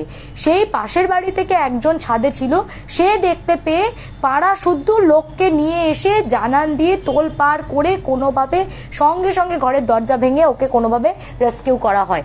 তো ওরও এই টেন্ডেন্সিটা। এবার সেটা শুনে পায়েল বলছে দেখো আমি এদিকে আমার মা এত অসুস্থ, তার মধ্যে ভাইয়ের এরকম একটা অদ্ভুত মানে মানসিক বিকৃতি, মানে ও এত স্ট্রং একটা ছেলে, তারই বা এরকম হঠাৎ করে এতটা সুইসাইডাল টেন্ডেন্সি কেন আসলো, বলে আমি না কিচ্ছু তখন বুঝে উঠতে পারছি না। আমি ভাবছি এটা হচ্ছেটা কি বাড়ির মধ্যে। যাই হোক, তো এইগুলো যখন চলছে ধারাবাহিকভাবে, সেই সময়কার এবার একটা ঘটনা, যে ও তো রানাঘাটে থাকে, মদনপুরে ওর বাপের বাড়ি, তো সে মানে ও তখন যাতায়াত করছে, রীতিমতো রেগুলার যাতায়াত করছে, বা ওই বা কি করবে, ওর ছেলের স্কুল টুল রয়েছে। তো ও বলছে আমার ছেলের স্কুল বাসে একজন ভদ্রলোক বোধহয় ওদের সাথে একজন প্যারেন্টস, উনি রেগুলার যাতায়াত করেন, ও যাতায়াত করে উনিও যাতায়াত করেন। তো ও নাকি ওর মানে যখন ও যায় ওর মুখে শোনে এরকম আমার মার এত শরীর খারাপ, আর ওর হাজবেন্ডের মুখ থেকেও ডিটেলসটা শুনেছে। ওর হাজবেন্ডও নাকি বলেছে এরকম যে আর বলবেন না আমার শাশুড়ি মার কি অবস্থা জানেন, এরকম ওই IVIG করা হয়েছিল, তারপরে কিছুটা বেটার ছিল, এখনো প্রত্যেক সপ্তাহে ওরকম ইনজেকশন পুশ করে করে কোনোভাবে দিন কাটছে ওদের, কিন্তু খুব খারাপ অবস্থা ইত্যাদি। তো ওই লোকটা কিছু হয়তো জানতেন, মানে উনি একটু এইসব নিয়ে কিছু স্টাডি করেন বা ওনার একটু জ্ঞান ধারণা আছে। উনি তখন হঠাৎ করে বলছে আপনাদের বাড়িতে সাফিসিয়েন্ট লাইট টাইট জ্বলে সন্ধ্যেবেলা? তো তখন পায়েল ছিল সেদিনকে, পায়েলকেই জিজ্ঞাসা করেছে এটা। তো তখন পায়েল নাকি বলছে যে না মা জানেন তো সন্ধ্যা হলেই না খালি আলো নিভিয়ে দেবে, খালি বলবে না না প্রচুর কারেন্ট উঠে যায়, আলো নেবা আমি আলোতে থাকতে পাচ্ছি না। তো ভাইয়ের মতো একটা রুমে নিজের মতো নিজে থাকে, হেডফোন দিয়ে কানে গান শুনছে, ওয়াইফাই চলছে, ও ওর মতন থাকে। হ্যাঁ, আর এদিকে মানে ও যখন ওর রুমে ঢুকে গেল বাকি পুরো ফ্লোরটা মোটামুটি অন্ধকারই থাকে। আর আরেকটা কথা, কাকু মারা যাওয়ার পর নাকি মাস দুয়েকের মধ্যে ওদের নিচে একতলা একটা ভাড়াটে থাকতো, তো সেই ভাড়াটেরা নাকি উঠে যায়। এবার কোনো অজানা কারণে তারা উঠে গেছে, তারা এক্সাক্ট কোনো এক্সকিউজ দেয়নি, তারা বহু বছরের ভাড়াটে ছিল, কিন্তু কাকু মারা যাওয়ার পর হঠাৎ করে তারা ডিসাইড করে যে তারা ওই বাড়িতে আর থাকবে না, তারা চলে যায়, কোনো কারণ সেরকম দেয়নি। কিন্তু ওরা কিন্তু এখানে ওই চত্বরেই আছে, মদনপুরেই আছে, অন্য বাড়ি ভাড়া নিয়েছে, কিন্তু এত বছরের ভাড়াটে হঠাৎ করে কেন চলে গেল ওরা বাড়ি শিফট করে, সেটা ওদের কাছে ঠিক ক্লিয়ার নয়। যাই হোক, তারপরে বলে তো একতলাটাও ওরকম তাহলে পুরো একদম অন্ধকার হয়ে পড়ে রয়েছে, দোতলাটাও পুরো একদম ওরকম অন্ধকার, আর তিনতলাটা হচ্ছে কাকু থাকাকালীন ইট ওয়াজ আন্ডার কনস্ট্রাক্টেড, ওটা তখন তৈরি হচ্ছিল, ওটা ওই রকম আন্ডার কনস্ট্রাকশন পার্টে তো আর তোমার ওইখানে ইলেকট্রিসিটি সাপ্লাই নেই, তো যার জন্য ওই পার্টটাতে ওই একটা বাল্ব টাল কিছু ঝোলে, তাও সেটা সবসময় জ্বলে না, ওই দোতলাটা ওরকম পুরো অন্ধকার, ভাইয়ের রুমটাতে একটা টিমটিমে আলো জ্বলে ওই যা, আর বাকি ভাই বাড়িতে না থাকলে কাকিমা নাকি পুরো ফ্লোরটাকে অন্ধকার করে বসে থাকে, কিছুতেই আলো জ্বলতে দেয় না। তো উনি তখন বললেন যে ইমিডিয়েটলি যেটা করবে তোমরা, বাড়িতে পুরো বাড়িটাকে তোমরা হোয়াইট হাউস করে দাও, পুরো বাড়িতে সাদা রং করিয়ে দাও, আর তার সাথে সাথে বাড়িতে ভীষণ পরিমাণে সন্ধ্যের পরে কিন্তু আলো জ্বালো আর ধুনো দিতে শুরু করো, দেখো তোমার পরিস্থিতির কিছুটা উন্নতি ঘটবে। আর দিয়ে তখন উনি বলছেন যে আচ্ছা তোমরা কখনো বাড়িতে কিছু কখনো ফিল করেছো, কোনো আনইউজুয়াল কিছু, মানে তোমাদের কি মনে হয়েছে যে কাউকে কখনো দেখেছো বা কিছু?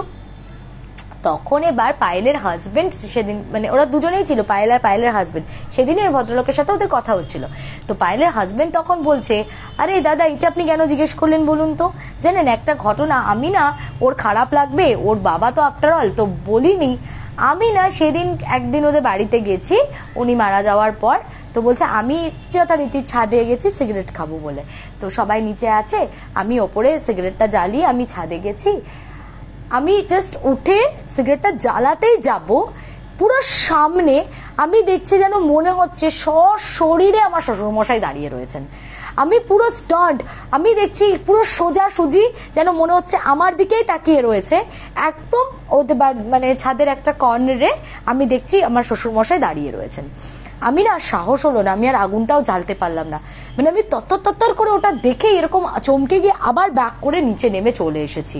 এবার নিচে এসে যে কথাটা বলবো, এবার ও বা ওর ভাই এসব মানবে কি মানবে না, কিভাবে রিয়াক্ট করবে, আবার বলবে যে আমার বাবাকে তুমি ভূত বলছো, তো এইসব নিয়ে আবার যদি কোনো ঝামেলা করে, ওই জন্য আমি আর ভয় কিছু বলিনি। তো তখন পায়েল আবার বলছে যে আরে দুধ তুমি আমাকে বলনি কেন ইনসিডেন্টটা, যেন আমিও একদিন এটা ফেস করেছি, একটা এইরকম একটা ঘটনা।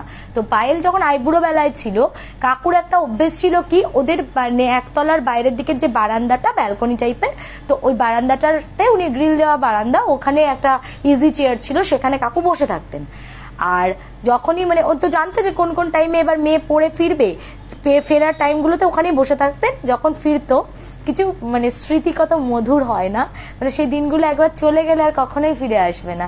কিছু কিছু সময় আমরা হয়তো খুব ইরিটেটেড হই যে দূর আজকে ভাল লাগছে না, কেন বলছে আমাকে কাজটা করতে, কেন করব, কিন্তু পরে আমরা রিপেন্ট করি যে সেদিনকে কেন হাসি মুখে আমরা এটা মেনে নিইনি বা করিনি। মানে কেন এই কথাটা আমি বললাম, দেখো বলছে যে আমি না রোজ ওখান দিয়ে মানে ওই দেখতে দেখতে আসতাম যে বাবা বসে আছে কিনা, মানে বাবা চলে এসছে অফিস থেকে এবং বাবা ওই বারান্দায় বসে আছে কিনা, কেননা আমি রোজ দেখতে দেখতে আসতাম, মানে আমার তখন একটুখানি আর কি ল্যাদ লাগতো যে বাবা এসে গেছে, ও বাবা এক্ষুনি আমাকে আবার চা খেতে চাইবে, এরকম একটা ব্যাপার। যদিও ও রোজই করে দিত, বলছে আমিও প্রত্যেকদিন দেখতে দেখতে আসতাম যে বাবা বারান্দায় আছে কিনা, আর বাবা বারান্দায় বসে আছে মানেই আমি জানি যে এক্ষুনি আমাকে গিয়ে চায়ের জল বসাতে হবে। মানে কাকু পায়েলের হাতে চা খেতে অসম্ভব ভালোবাসতেন, এবং ওটাই ওনার একটাই মেয়ের কাছে দাবি যে তোকে বাড়ির কোনো কাজ করতে হবে না, কিন্তু তুই আমাকে একটু চা করে খাওয়া। তো যথারীতি এবার আমি এই জন্যই কথাটা বললাম, মানে আমি এটা ফিল করি খুব, যে আমার দাদুর কথা মাঝে মাঝে মনে পড়ে। আমার দাদু একটা গান শুনতে, একটা পার্টিকুলার গান ছিল, আমি বলছি না সেটা, সেই গানটা শুনতে খুব ভালোবাসতো এবং আমার গলায় সেটা শুনতে খুব ভালোবাসতো। তো আমি এখন ফিল করতে পারি যতদিন দাদু বেঁচে ছিলেন, মানে মানে বারবার বারবার ডাকতো যে একটু গানটা শোনা না, গানটা শোনা না, ওই একই গান আমার কাছে রোজ শুনতে চাইতো রীতিমতো। তো যখনই আমি দাদুর কাছে থাকতাম শোনাতাম না শোনাতাম, ডেফিনেটলি শোনাতাম, বারবার বারবার গানটা শোনাতাম। এবার এক একটা সময় হতো না, তখন আমার আর মেজাজ মানে ঠিক নেই, বা আমি হয়তো গান শোনানোর মুডে নেই, তখন হয়তো আমাকে বলছে এই গানটা গা, আমি তখন খুব বিরক্ত হচ্ছি। তো পরে এখন আমি রিয়েলাইজ করি, এখন আমার কোথাও সেটা একটু গিল্ট ফিল হয় যে একটু তো গানটাই শুনতে চেয়েছিল, তো অত একটুখানি না রেগে গিয়ে রিয়াক্ট করলেই হতো, না আমি এখন পারবো না, এখন গান শোনাতে পারবো না, একটু গানটা শুনিয়ে দিলেই হতো। তো এই ফিলিংসটা আর কি। তো এটা ওরও মনে হয় যে আমরা যখন প্রত্যেকদিন একটা কাজ আমাদের করতে হয় তখন বিরক্ত হই, পরে আমরা যখন দিনগুলো পেরিয়ে যাই রিয়েলাইজ করি যে এইটুকু কাজগুলো মানে একটা সুন্দর স্মৃতি মধুর কত। যাই হোক, তো ওরও সেরকম ওই চায়ের তোমার চা করার ব্যাপারটা। তো ও বলছে যে আমি সেদিনকে বাড়ি যাচ্ছি, তো বাড়িতে যাচ্ছি আর আমি বারান্দাটার দিকে তাকাতে তাকাতে ঢুকছি, আমার বারবার মনে পড়ছে যে এখানে বাবা বসে থাকতো, এক্ষুনি ঢুকতাম, বাবা থাকলেই আমাকে এক্ষুনি বলতো মা একটু চায়ের জলটা বসা। তা সেই দিনটা আমি মিস করছি, নিজে নিজেই ভেতরে ভেতরে একটু গুমড়াচ্ছি। আমি ঢুকলাম তো মা দেখলাম বসে আছে, আমি ব্যাগটা রেখে মা বললো যে শোন ওই ব্যালকনিতে আলোটা এতক্ষণ ধরে জ্বলছে, একটু বন্ধ করে ব্যালকনির দরজাটা বন্ধ করে দে। বলছে আমি জাস্ট ব্যালকনির দরজার মানে ওই লাইটটা, বারান্দার দিকে লাইটটা, ব্যালকনির লাইটটা মনে হয় ওদের ওই পাশটাতেই মানে ব্যালকনির দিকেই ছিল, তো ও ওই সুইচ বোর্ডে লাইটটা অফ করবে বলে বলছে আমি দরজাটা খুলে ঢুকেই আমি যা ঝট করে আবার বেরিয়ে এসেছি। মানে আমি এরকম ফ্লোতে ঢুকে আমার জাস্ট মনে হলো যে ইজি চেয়ারটাতে পাশে বাবা বসে রয়েছে। মানে একদম আমি মানে এতটা চোখের ভুল হতে পারে না। হয়তো আমরা এখন সেটাকে বৈজ্ঞানিকভাবে ব্যাখ্যা করব যে মানে ও ভীষণ এক্সপেক্টিং দ্যাট যে আমি ওখানে বাবা বসে থাকতো, আমি বাবাকে ওখানে দেখতে পেতাম অন্য আগে এলে, এখন আর পাবো না। হয়তো সেই জায়গাটার খামতিটা থেকে ওর একটা ইলিউশন হয়েছে, সেটা আমি ধরে নিতেই পারি। কিন্তু মানে এই ঘটনাটা ঘটেছে, সেটা তোমরা যেভাবে ব্যাখ্যা করো না কেন, ভূত বলো বা বলো যে ওটা ইলিউশন বা ওটা ওর মানসিক হোক, বাট ও বলে আমি দরজাটা খুললাম, জাস্ট আমার ঢুকেই মনে হলো বাবা ইজি চেয়ারটায় বসে আছে, আমি এটা ভয় চলে সার্ট করে বেরিয়ে চলে এসেছি। আবার ঢুকে দেখছি কেউ নেই, তখন আমি লাইটটা অফ করলাম, দরজাটা বন্ধ করলাম, বেরিয়ে এলাম। আর একদিনের ঘটনা, ও বলে আমি এরকম মানে বাথরুমে গেছি রাত্রিবেলা, তখন মোটামুটি 3টে 3:30 বাজে। বলছে বাথরুমে আমার বাবা ছাড়া কেউ সিগারেট খেত না, মানে ভাই খায় না খুব একটা, আর খেলেও ওই সারাদিন যখন বাইরে থাকে অফিসে থাকে তখন, ও বাড়িতে খুব একটা সিগারেট খায় না। আর বাবা কি করতেন, উনি যেহেতু বাড়িতে ওরা থাকতো বা বাচ্চা টাচ্চা থাকতো, তো যার জন্য উনি ও খেতেন না সিগারেট। তো উনি কি করতেন, ওই রাত্রের দিকে বা সন্ধ্যের দিকে যদি একটা সিগারেট খেতেন, উনি বাথরুমে চলে যেতেন, বাথরুমে গিয়ে সিগারেটটা খেয়ে আসতেন। বলে দিদি আমি 3টে 3:30 বাজে তখন আমি গেছি উঠে বাথরুমে, আমি কিন্তু তখন যে খুব বাবার কথা ভাবছিলাম বা কিছু তা নয়, আমি এমনি নর্মালি গেছি উঠে। বলছে পুরো বাথরুমটার মধ্যে না সিগারেটের গন্ধ পুরো মোমো করছে, মানে ভকভক করে গন্ধ বেরোচ্ছে যাকে বলে। আমি মানে এত তীব্রভাবে সিগারেটের গন্ধটা মানে স্মেল করলাম, মানে আমি এসে এরকম খাটের উপর বসে গেছি হতবম্বের মতন, যে কি হলো ব্যাপারটা, বাথরুমে এত সিগারেটের গন্ধ কোথা থেকে আসবে, মানে কে সিগারেট খাবে বাথরুমে, তো বাবা ছাড়া তো কেউ খেত না। তো আবার বলে আমি ক্রস চেক করার জন্য যখন দ্বিতীয়বার গেলাম বাথরুমে, তখন কিন্তু আর কোনো গন্ধ ছিল না। কিন্তু ফার্স্ট টাইম আমি যখন বাথরুমে গেছি, বাথরুমের দরজাটা খুলতেই পুরো ভকভক করে মনে হলো যেন ওই সিগারেটের গন্ধটা আমার নাকে এসে লাগলো। বেশ, আরো একদিনের ঘটনা, ওনাকে ওর ছেলেকে নিয়ে বলছে যে কি হয়, মানে ওদের যে বড় ঘরটা, ওই বড় ঘরটাতে বাবা মা থাকতেন, আর একটা ছোট ঘর ছিল, সেটা মোটামুটি আনঅফিসিয়ালি ওর রুম, আর একটা ওর ভাইয়ের ঘর। এবার ধরো যখন ওর বাচ্চা কাচ্চা হলো, এবার যখন ও যেত গিয়ে থাকতো ওখানে, তারপরে কাকু কি করতেন, নিজে ছোট ঘরটায় চলে যেতেন, আর ও কাকিমার সাথে বা বাচ্চা টাচ্চা নিয়ে সব বড় ঘরটায় শুয়ে পড়তো। এইবার কাকু যখন তোমার উনি তো যেদিনকে খুব অসুস্থ হয়ে পড়েছিলেন রাত্রেবেলা, সেদিনকে উনি বোধহয় ছোট ঘর থেকে 2-1 বার ডাকার চেষ্টা করেছেন, যে এরকম নাম ধরে হয়তো ছেলের বা মেয়ের ডেকেছেন, কেউ শুনতে পায়নি। উনি অত্যন্ত কষ্ট করে আর কি কোনোভাবে ছ্যাঁচড়াতে উঠে এসে ওই বড় ঘরটাতে বিছানার ওপরে এসে পড়ে গেছেন, এবং মানে ওনার স্ট্রোক হয়ে গেছিল হয়তো, তো উনি পড়ে গেছেন, পড়ে গিয়ে ওদেরকে কোনোভাবে ডাকছেন। তো ওরা তখন তড়িঘড়ি যখন উঠেছে, দেখছে কাকু পুরো, তখন কাকুর বডি পুরো ছেড়ে দিয়েছে একদম। তো সঙ্গে সঙ্গে ওখানে মানে ওখানে উনি প্রাণত্যাগ করেছিলেন বলা মানে ধরা যেতে পারে। তো মানে ওই বড় ঘরটাতে, যদিও সেদিনকে রাত্রে কাকু ওই ছোট ঘরটায় শুয়েছিল, কিন্তু ওই বড় ঘরেই কিন্তু কাকু মানে শেষ নিঃশ্বাস ত্যাগ করেছিলেন। তো সেদিন ও যখন ওর ছেলেকে নিয়ে শুয়েছে, ওর মা অসুস্থ বলে মাকে পাশে ছোট ঘরে, মা একটু বলেছে একটু ফ্রিলি শুতে পারবে, বাচ্চা টাচ্চার পাশে না শুয়ে একটুখানি হাত পা ছড়িয়ে শোবেন, তো ওকে ছোট ঘরে মা চলে গেছে, আর ওর ভাই চলে গেছে হচ্ছে ভাইয়ের রুমে। তো ও ছেলেকে নিয়ে নাকি শুয়েছিল, বলে আমি সারা রাত ঘুমোতে পারিনি, আমার সারা রাত্রি মনে হচ্ছে যে চারিদিকে খাটের চারপাশে যেন কেউ ঘুরে বেড়াচ্ছে, এবং সেটা বাবা হেঁটে বেড়াচ্ছে। তো আমি বলিনি, কারণ ভাই কিভাবে রিয়াক্ট করবে, তার থেকে বড় কথা হচ্ছে মা অসুস্থ, মারও কতটা ভালো লাগবে বিষয়টা, বা মা নিতে পারবে কিনা আমি বুঝতে পারছি না। তো আমি আর কিছু বলতে পারিনি এটা, কিন্তু আমি কিন্তু সারা রাত অসম্ভব ভয় পেয়েছি, মানে ছেলেকে সেই বুকের মধ্যে চেপে ধরে আমি শুয়ে আছি, সমানে আমার মনে হচ্ছে যে বাবা চারিদিকে ঘুরছে খাটে। তো কদিন মানে পর এবার আবারও যখন গেছে বাপের বাড়িতে, বলছে আমি ভাইকে বলছি কি, এ ভাই ভাই আমার না বড় ঘরটা তো লাগে না, কোনো দরকার নেই, তোর ঘরটাই ভালো, তোর ঘরটা ছোট আছে, আমি ছেলেকে নিয়ে ছোট ঘরে শুয়ে পড়ছি, তুই এক কাজ কর না, মানে তুই এক কাজ কর, তুই বড় ঘরে গিয়ে মাকে নিয়ে শুয়ে পড়। ও হট করে বলছে না না না না আমি বড় ঘরে শোবো না, আমি কিছুতেই বড় ঘরে শোবো না। তো বলছে কেন বড় ঘরে শুবি না কেন? মানে ওর ভাই চট করে কিছু বলে না, মানে ছেলেরা দেখবে এইসব বিষয় একদমই এক্সপ্রেসিভ হয় না, ছেলেরা একদম এইটা প্রিটেন্ড করতে খুবই মানে এম্বারাসড ফিল করে যে আমি ভয় পেয়েছি, মানে প্রিটেন্ড বলবো না, মানে তারা এটা স্বীকারোক্তি দিতে খুব ভয় মানে এম্বারাসড ফিল করে যে আমি ভয় পেয়েছি। তো এবার ও কিছু মুখে বলবে না, কিন্তু হট করে সেদিন বলছে না না না না আমি ওই ঘরে শুতে যাবো না, আমার প্রবলেম আছে, আমি ওই ঘরে শোবো না। তো বলছে কিসের প্রবলেম, যা তুই গিয়ে ওই ঘরে শুয়ে পড়, আমি ছেলেকে নিয়ে তোর ঘরে শুয়ে পড়ছি। তখন বলছে না না ঠিক আছে, আমি মায়ের সাথে ছোট ঘরটাতে আমি আর মা শুয়ে পড়ছি, তুই আমার ঘরে শুলে শো, কিন্তু বড় ঘরে আমি শোবো না। তো তখন বলে আমাকে কিছু বললো না ও, কিন্তু কোথাও গিয়ে ওরও ওই বড় ঘরটা নিয়ে কিছু তো সমস্যা আছে, ও নিশ্চয়ই ওই বড় ঘরটায় শুতে ভয় পাচ্ছে যেখানে কাকু মারা গেছিলেন।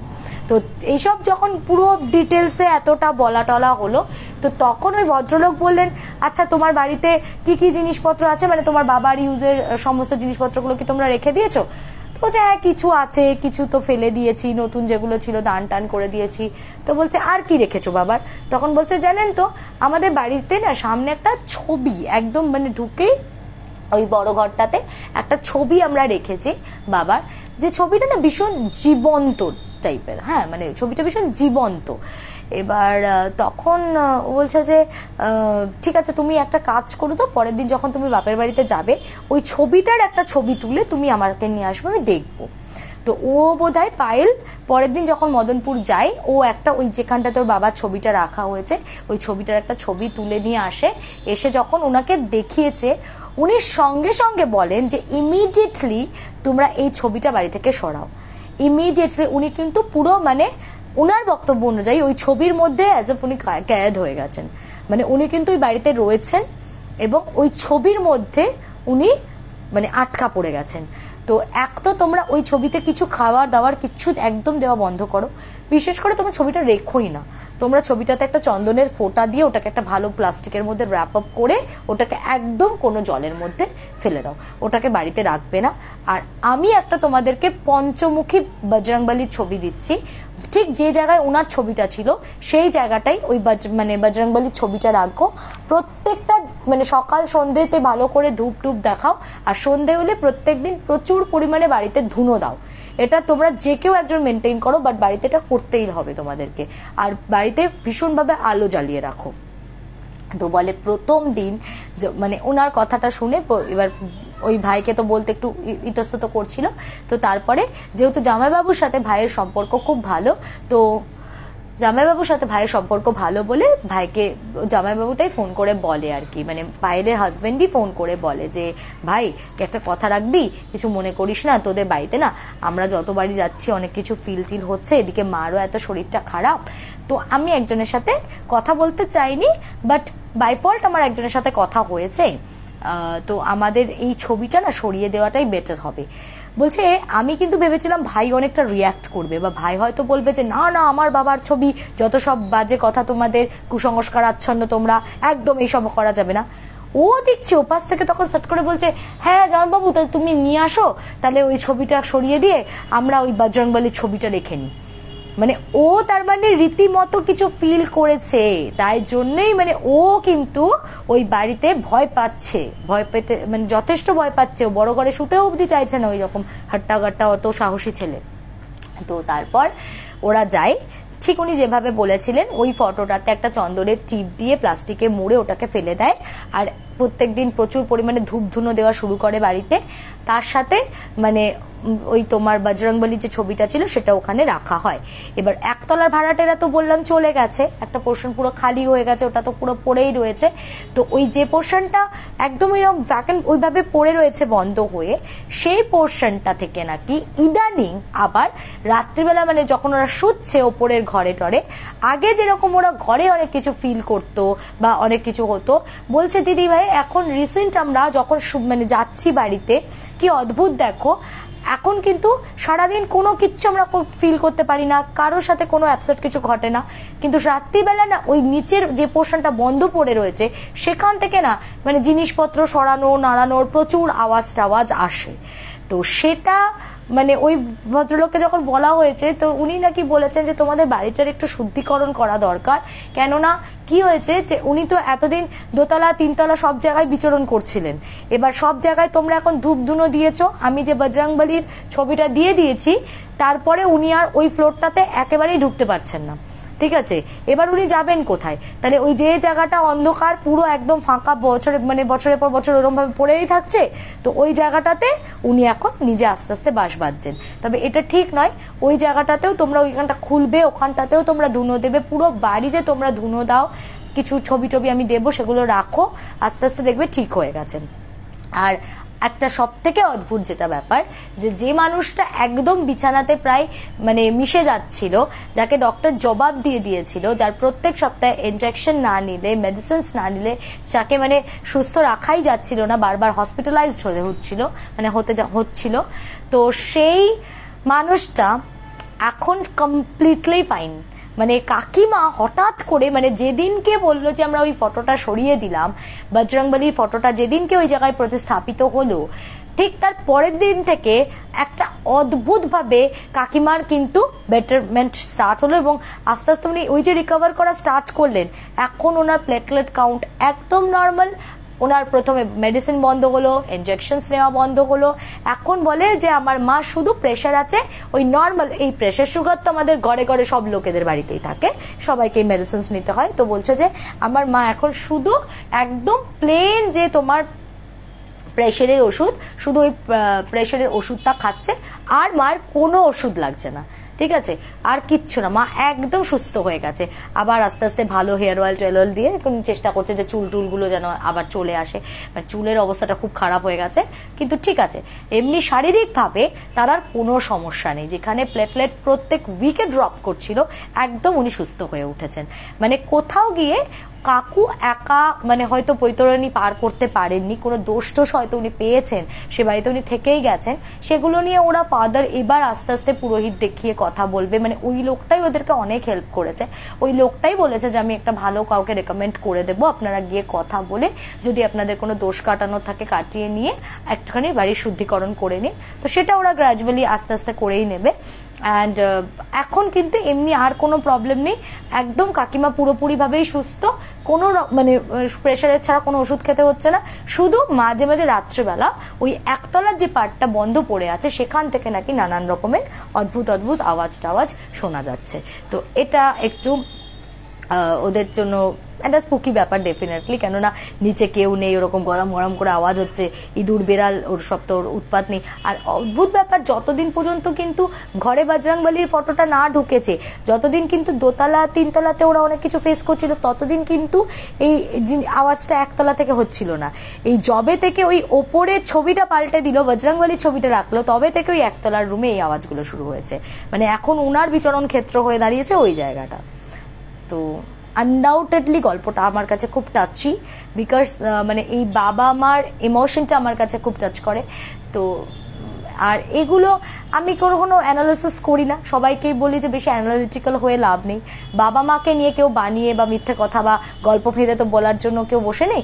বাবা মাকে নিয়ে অন্তত যে গল্পগুলো আসে বা যে ঘটনাগুলো ঘটে সবাই বলে, সেগুলো কিন্তু একদম 100% ঘটছে। তো এটা একদম রিয়েল লাইফ একটা ইনসিডেন্ট, এবার মানো ইয়া না মানো সেটা তোমাদের উপর। যাই হোক, তো আমার দারুণ লেগেছিল এই ইনসিডেন্টটা, আমি ভাবলাম তোমাদের সাথে ডেফিনেটলি শেয়ার করি। কটা বাজে? 9:21। আর কন্টিনিউ করব, গল্পটা সত্যিই দারুণ, অসাধারণ ইনসিডেন্টগুলো। Thank you. লিখছে দিশা ব্যানার্জি, অরিজিৎ মজুমদার, চলে গেল, বৈশাখী সামথিং ছিল।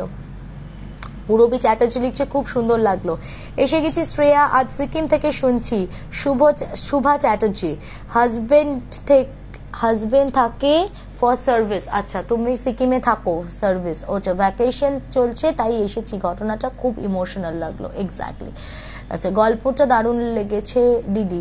ওকে, ইউটিউবে গল্প বলবে না আজকে? একদম বলবো স্নেহা, আমি এখান থেকে এবার অফ হব, অফ হয়ে আমি যাব ইউটিউবে। এখানে তোমাদেরকে দারুণ দারুণ কিছু গল্প শোনালাম, আবার চলো ওখানে গিয়ে গল্প শোনাবো। আজ তোমাকে মিষ্টি লাগছে কেন? আমাকে কি অন্যদিন মিষ্টি লাগে না, তেতো লাগে কেন? আচ্ছা, খুব সুন্দর দেখাচ্ছে, থ্যাংক ইউ। শ্রেয়া, আমার মাসির রেল লাইনের গল্পটা বলো কেমন? আমি কি বলিনি? আমি বলে দিয়েছি। তোমার মাসির রেল লাইনের কোন গল্পটা? যতদূর মনে পড়ছে সেই মেশো বাথরুম, উনি বাথরুমে এসেছিলেন, সেখান থেকে সাইডে মেশো দাঁড়িয়েছিলেন, এরকম কিছু একটা ব্যাপার ছিল না? সেখান থেকে উনি উঠে আসতে গিয়ে কিছু একটা দেখেছিলেন, এই টাইপের যদি কিছু থাকে, এই গল্প একটা আমি বলেছিলাম। যদি আমার মাথা তো এত ভূত, তো এত গল্প গুলিয়ে কেটে ঘ হতে পারে, তুমি একবার আমাকে রিকল করাবে।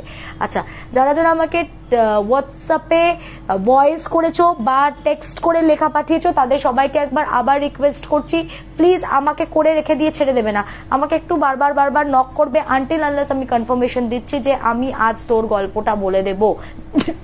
সরি, ইউ আর ডান। যতক্ষণ পর্যন্ত আমি কনফার্মেশন না দিচ্ছি যে আমি তোমার গল্প আজকে বলে দিচ্ছি, আমাকে কিন্তু একটু মনে করাতে থাকো, নাহলে কিন্তু খুব প্রবলেম, আমি কিন্তু মিস করে যাব।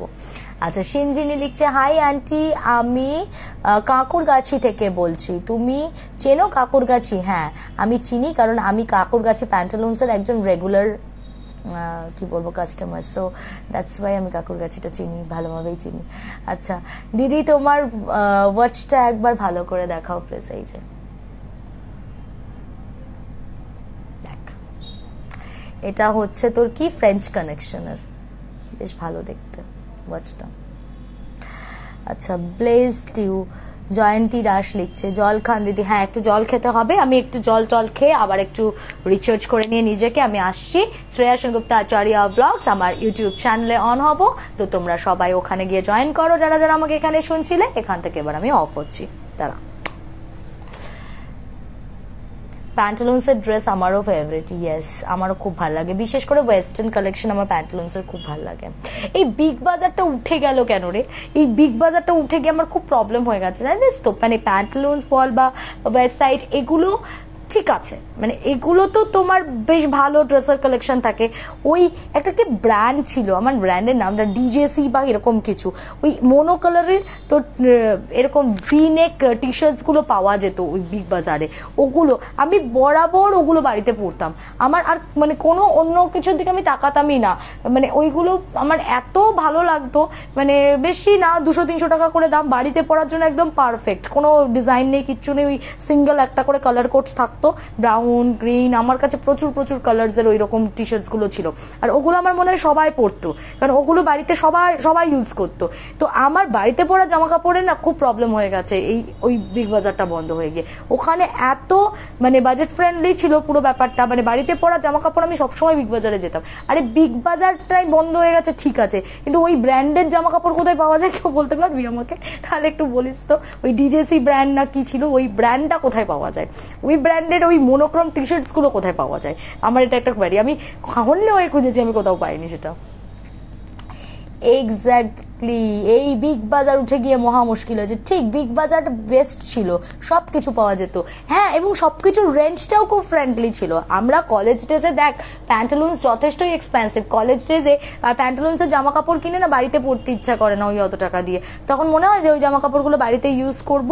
বাট ওই যে টি শার্টস গুলো, ওগুলো আমি মানে সারাটা ছোটবেলা আমার কেটেছে বোধহয় ওই প্যান্টালুন্সের ওই, মানে শিয়ালদা বিগ বাজারটা আমার বাড়ি থেকে ছিল 5 মিনিট ডিস্টেন্সে, আমার টুকটাক দরকার পড়লেই আমি চলে যেতে পারতাম। তো ওই শিয়ালদা বিগ বাজারটা এখন আমার দেখলে কিরকম লাগে, সে আমার ভুতুরে হয়ে গেছে। আমার তো মনে হয় এখন ওই শিয়ালদা বিগ বাজারের অবস্থা দেখেছিস, ভাঙা ছোড়া যেভাবে দাঁড়িয়ে আছে অন্ধকার হয়ে, ওখানে ঢুকলে এমনিতেই 2-1টা ভূত খুঁজে পাওয়া যেতে পারে। রিসেন্টলি আমার লাইফেও এমন কিছু ভৌতিক ঘটনা ঘটেছে আমার ঠাকুমাকে নিয়ে, দেরি না করে পাঠিয়ে দিও। না, মিন্ত্রাতে নেই, আমি যেটা বললাম ওই জিনিসটা মিন্ত্রাতে নেই, আমি দেখেছি, মিন্ত্রাতে পাইনি আমি। আচ্ছা, first time Facebook live join করলাম, লিখছে স্বপন কুমার ঘোষ। আচ্ছা, অপ্সরা ওনার প্রোফাইল থেকে জয়েন করেছে, ওকে, থ্যাংক ইউ অপ্সরা। আচ্ছা, হ্যাঁ ওটাই, প্যান্টালুন্স ট্রেন্ডসে অফার না দিলে কেনা একটু চাপের। হ্যাঁ, মানে ওগুলো প্লাস তোমার প্যান্টালুন্স না, ট্রেন্ডসটা তবু ভালো। আমার আমার আবার প্যান্টালুন্স থেকে ট্রেন্ডস, মানে রেগুলার শপিং এর জন্য ট্রেন্ডস ইজ বেটার আমার জন্য, মানে আমার মনে হয়। ওখানে তাও তোর ভ্যারাইটি পাওয়া যায়। ওই কি ডিএনএমএক্স জিন্স হ্যান ত্যান এই যে ব্র্যান্ডগুলো থাকে ওগুলো যথেষ্ট অ্যাফোর্ডেবল, ওগুলো যথেষ্ট রেঞ্জের মধ্যে সুন্দর সুন্দর কালেকশন থাকে, ওগুলো তাও একরকম। ট্রেন্ডসটা বেটার, মানে ওই যদি তুই রেগুলার ওয়্যারের জন্য যাস। আর ম্যাক্সটাও খুব ফ্রেন্ডলি, ভীষণই ফ্রেন্ডলি রাদার। আর প্যান্টালুন্সটা ঠিক আছে ক্লাসি, বাট বিগ বাজারের মতন কোনোটাই নয় ভাই। বিগ বাজার was something very special to me. আমি মানে ছোটবেলায় সব থেকে বেশি শপিং বোধহয় বিগ বাজারে করেছিলাম, কলেজ ডেজে ইভেন। কিন্তু বিগ বাজারটা কেন উঠে গেল কে জানে। যাই হোক, উঠে গেল, ওই জামাগুলো কোথায় পাওয়া যায় কে জানে। জামাগুলোর মানে ম্যানুফ্যাকচারিং কোম্পানিগুলো তো আর নিশ্চয়ই বন্ধ হয়ে যায়নি না। কটা নাগাদ কল করব? কটা নাগাদ কল করবে? কালকে আমি মোটামুটি সকালের দিকে ফাঁকা আছি, আবার সন্ধ্যের দিকে করলে, সন্ধ্যেবেলাটা একদম করো না, হয়তো কোথাও একটু বেরোতে পারি, বেরোলে ওই 8টা সাড়ে 8টার দিকে করো, আমি চলে আসবো। আচ্ছা, ডিএনএমএক্স ওগুলো বিগ বাজারের ব্র্যান্ড? হ্যাঁ, ওগুলো বিগ বাজার আর ব্র্যান্ডের মতো না। হ্যাঁ, শিয়ালদা বিগ বাজারে খুব যেতাম, আমিও যেতাম, প্রচুর যেতাম রে। আমার ওটা একটা মানে চাইল্ডহুড মেমোরি, আমার খুব ভাল লাগতো। আচ্ছা, একদম শিয়ালদা বিগ বাজার। আচ্ছা, সবাই এখন শিয়ালদা বিগ বাজারের ব্যাপারে একটু ইমোশনটা ড্রপ করেছে, আমি বুঝতে পারছি। আচ্ছা, তুমি বিকেপিতে আছো? সোদপুর যাওয়ার আগে রাজা রোডের জুডিওর অপোজিটে ফার্স্ট মল ওপেন হয়েছিল, ওখানে কম প্রাইসের। জানি না, এই জুডিও জামা কাপড় আমার ভালো লাগে না, আমি জানি না কেন, মানে বলা উচিত না এটা পাবলিকলি, বাট আমি খুব এটা জুডিও প্রেফার করি না। আই ডোন্ট লাইক জুডিও, আমার একদম জুডিওর কালেকশন ভালো লাগে না, মানে কিছু দেখলেই আমার কিনতে ইচ্ছা করে না জুডিওতে। জুডিও ভীষণ বেশ ভালো, মানে অনেকেই বলে যে বেশ কম দামে সুন্দর সুন্দর পাওয়া যায়, কিন্তু কম দামে হয় কিন্তু সুন্দর মোটেই হয় না। আমার জুডিওর জামা কাপড় ভালো লাগে না। হাই দিদি, আমার নামটা নিও, নাম হচ্ছে বৈশাখী ধীবর। চলো বৈশাখী, তোমার নামটা নিয়ে নিয়েছি। ওকে বৈশাখী, তোমার নামটা নিয়ে নিয়েছি। দিশা ব্যানার্জি, সেম। বল, ঠিক বলেছি না আমি? জুডিও কালেকশন ভালো লাগে আমার? একদম ভালো লাগে না জুডিও আমার, মানে আমি খুব একটা পারচেস করি না কিছু, মানে ওই 2-1টা ইচ্ছা হলো করলাম, ওই একদম বাড়িতে যেটা জানি যে বাড়িতেই পরে বসে থাকবো এরকম কিছু হলো পরবো। তো আচ্ছা, না আমি ডিএনএমএক্স ব্র্যান্ডের কথা বলছি না, ওটা ট্রেন্ডসেও অ্যাভেলেবেল। আমি বলছি ডিজেসি বলে একটা ব্র্যান্ডের কথা, যেটা ওই তোর এরকম ভি নেকের একদম মোনোক্রম টি শার্টস গুলো পাওয়া যেত। ওইগুলো আমি ঠিক বোঝাতে পারছি না, তুই আমার থেকে অনেকটা ছোট বলে, তুই আমার সাথে তোর একটা জেনারেশন গ্যাপ আছে বলে মেবি তুই বুঝতে পারছিস না। আমার জেনারেশনের যারা যারা মানে আমার সমসাময়িক কলেজ ডেজে ছিল, আমার মনে তারা আমাকে ফিল করতে পারবে, তারা ব্যাপারটা বুঝতে পারছে what I mean about Big Bazaar. আমি কি বলতে চাইছি, আমি কোন জিনিসটা খুঁজছি বিগ বাজারের, সেটা তুই বুঝতে পারছিস না। ডিএনএমএক্স এর সবকিছু আমি জানি, সেটা অনলাইনেও অ্যাভেলেবেল আছে, ইভেন এখন তো ট্রেন্ডস ম্যাক্স সবই অনলাইনে অ্যাভেলেবেল থাকে, কিন্তু আমি ওই পার্টিকুলার ব্র্যান্ডটা পাচ্ছি না। জুডিও মোটেও ভালো না, এক্স্যাক্টলি আমারও ভালো লাগে না জুডিও। না, ওর অপোজিটের একটা মল হয়েছে, ওটাতে কম প্রাইসের টি শার্ট পাবে। ঠিক আছে, তুমি বললে তো, আমি যদি কালকে সোদপুর যাই আমি দেখবো একবার। আমার কালকে একটু সোদপুর যাওয়ার ইচ্ছা আছে, মানে মনটা মাঝে মাঝে একটুখানি খচর খচর খচর করে। হ্যাঁ হ্যাঁ, আমি বুঝেছি, ডি&জে ব্র্যান্ড, ঠিক ঠিক ঠিক ঠিক বুঝেছো, ঠিক বুঝেছো, আমি এটার কথাই বলছিলাম। বললাম না, ওটা ও বুঝবে না, ও বাচ্চা। তুমি আমার মতন যারা এজে তারা বুঝতে পারবে আমি কোন ব্র্যান্ডটা চাইছি, ওই ব্র্যান্ডটা আমি খুঁজে পাই না। আচ্ছা, আমিও পড়তাম সেই V-neck T shirt, Joyita Bhowmik সেনা, এক্স্যাক্টলি এক্স্যাক্টলি। আচ্ছা ঠিক আছে। আচ্ছা দিদি, কি মিষ্টি লাগছে গো তোমাকে, just ageing like fine wine. Oh my God, আমার বোনু তোমার বিরাট ভক্ত, ওর নাম হচ্ছে মরফি। ওকে মরফি, তোমার নামটা আমি নিয়ে নিয়েছি, খুব ভালো থেকো। ঠিক আছে, চলো আমার ইয়েতে যাই। ইন্দ্রাণী সেন লিখছে, তুমি খুব সুন্দর দিদি, তোমার চোখ দুটো ভীষণ সুন্দর, তাই তুমি আমাকে এতটাই সুন্দর দেখছো, thank you so much. Sodepur যেতে হবে না, রাজা রোডে নাম দে। রাজা রোড আই ডোন্ট নো কোথায়। ঠিক আছে, আমি তাহলে যদি পাবলিক ট্রান্সপোর্টে যাই তাহলে বলেই নামবো যে রাজা রোড নামিয়ে দাও, বা কিছুতে সার্চ করে নেবো ক্যাবে। আচ্ছা, জুডিও ড্রেসগুলো কিন্তু খুব ট্রেন্ডি, পাটায়াতে সেম টাইপের ড্রেস পাওয়া যায়। জুডিওর ড্রেসগুলো খুব ট্রেন্ডি, আমার লাগেনি কখনো, অনেস্টলি। আমার খুব মানে আমার আমাকে যদি বলিস যে what you feel about Zudio, আমি যদি বলি 90% চিপ। মানে দামের জন্য বলছি না, মানে ড্রেস কোডের জন্যই বলছি। I don't like it at all. মানে ওই ড্রেসগুলো আমার একদমই পরতে ইচ্ছা করে না। আমার মনে হয় যে ওগুলো একটুও পাটায়াতে মানে ওই ড্রেস পাওয়া যায় না। মানে অন্য রকম ফ্যাশনের পাওয়া যেতে পারে, তুই তার পাটায়া যাওয়ার দরকার নেই। তুই গোয়াতেও এর থেকে প্রচুর better option you will get, but ওখানে পার্টিকুলারলি এবার হ্যাঁ হতে পারে তুই যদি মার্ক স্ট্রিট যাস, সেখানকার pattern of collection something different. এখন আমি তো যাব হচ্ছে ডেফিনেটলি হয় সোদপুর নয় ব্যারাকপুর এই জুডিওতে। এখানকার জুডিও ইফ আই কম্পেয়ার, তো ওটা অন্তত পাটায়া তো ছাড়, আমি তো বলবো যে মন্দারমণির সাথেও কম্পারেবল নয়। যাই হোক, বিগ বাজার করোনাতে সার্ভাইভ করতে পারেনি, রিলায়েন্স টেক ওভার করে নিয়েছে, রাইট। বিশালে গেছো কোনোদিন? হ্যাঁ বিশালে গেছি। আমার বিশাল বরং রাদার অনেক বেটার লাগে, বিশাল ইটস গুড। আর আমার সব থেকে ভালো লেগেছিল আসামে একটা বিশালে গেছিলাম আমি, তো গুয়াহাটির বিশালটা আমার খুব সুন্দর লেগেছিল। কলকাতার বিশাল আর গুয়াহাটির বিশালের মধ্যে আমি অনেকটা ডিফারেন্স পেয়েছি কালেকশনে, এবং এরকমই হয় কেন, তুমি যখন যেখানে যাবে তুমি দেখবে তোমার ডিফারেন্ট ডিফারেন্ট কালেকশন পাবে, সব জায়গায় একা হয় না। তো তুমি যখন আমি কলকাতা বা আমাদের চন্দননগরেও একটা বিশাল আছে, তো ওখানকার আর ওই গুয়াহাটির ওটার মধ্যে অনেক ফারাক পেয়েছি। আমার গুয়াহাটির বিশালটা খুব ভালো লেগেছিল। আমি সব জায়গাতে গেলে একটু টুকটাক শপিং করি, মানে ভালোবাসি বেশি। হ্যাঁ চলো ইউটিউবে যাওয়া যাক, আর গল্প করবো না, প্রচুর জামা কাপড় নিয়ে আড্ডা মেরে ফেলেছি, এবারে এখান থেকে অফ হচ্ছি, ওখানে যাই। আচ্ছা যারা আমাকে শুনছো তাদের জন্য একবার বলে দিচ্ছি, যারা জানো না, যে হয়তো বুঝতে না পারলে তাদের বলে দিচ্ছি, আমি এখন আমার শ্রেয়া সেনগুপ্তা আচার্য ব্লগস, ওই শ্রেয়া সেনগুপ্তা আচার্য ব্লগস আমার যে চ্যানেলটা আছে সেখানে আমি অন হব, সেখানে আবার আসছি অন্য গল্প নিয়ে। তো তোমরা যারা এখান থেকে মুভ করবে তারা ওখানে চাইলে জয়েন করতে পারো। চলো আচ্ছা,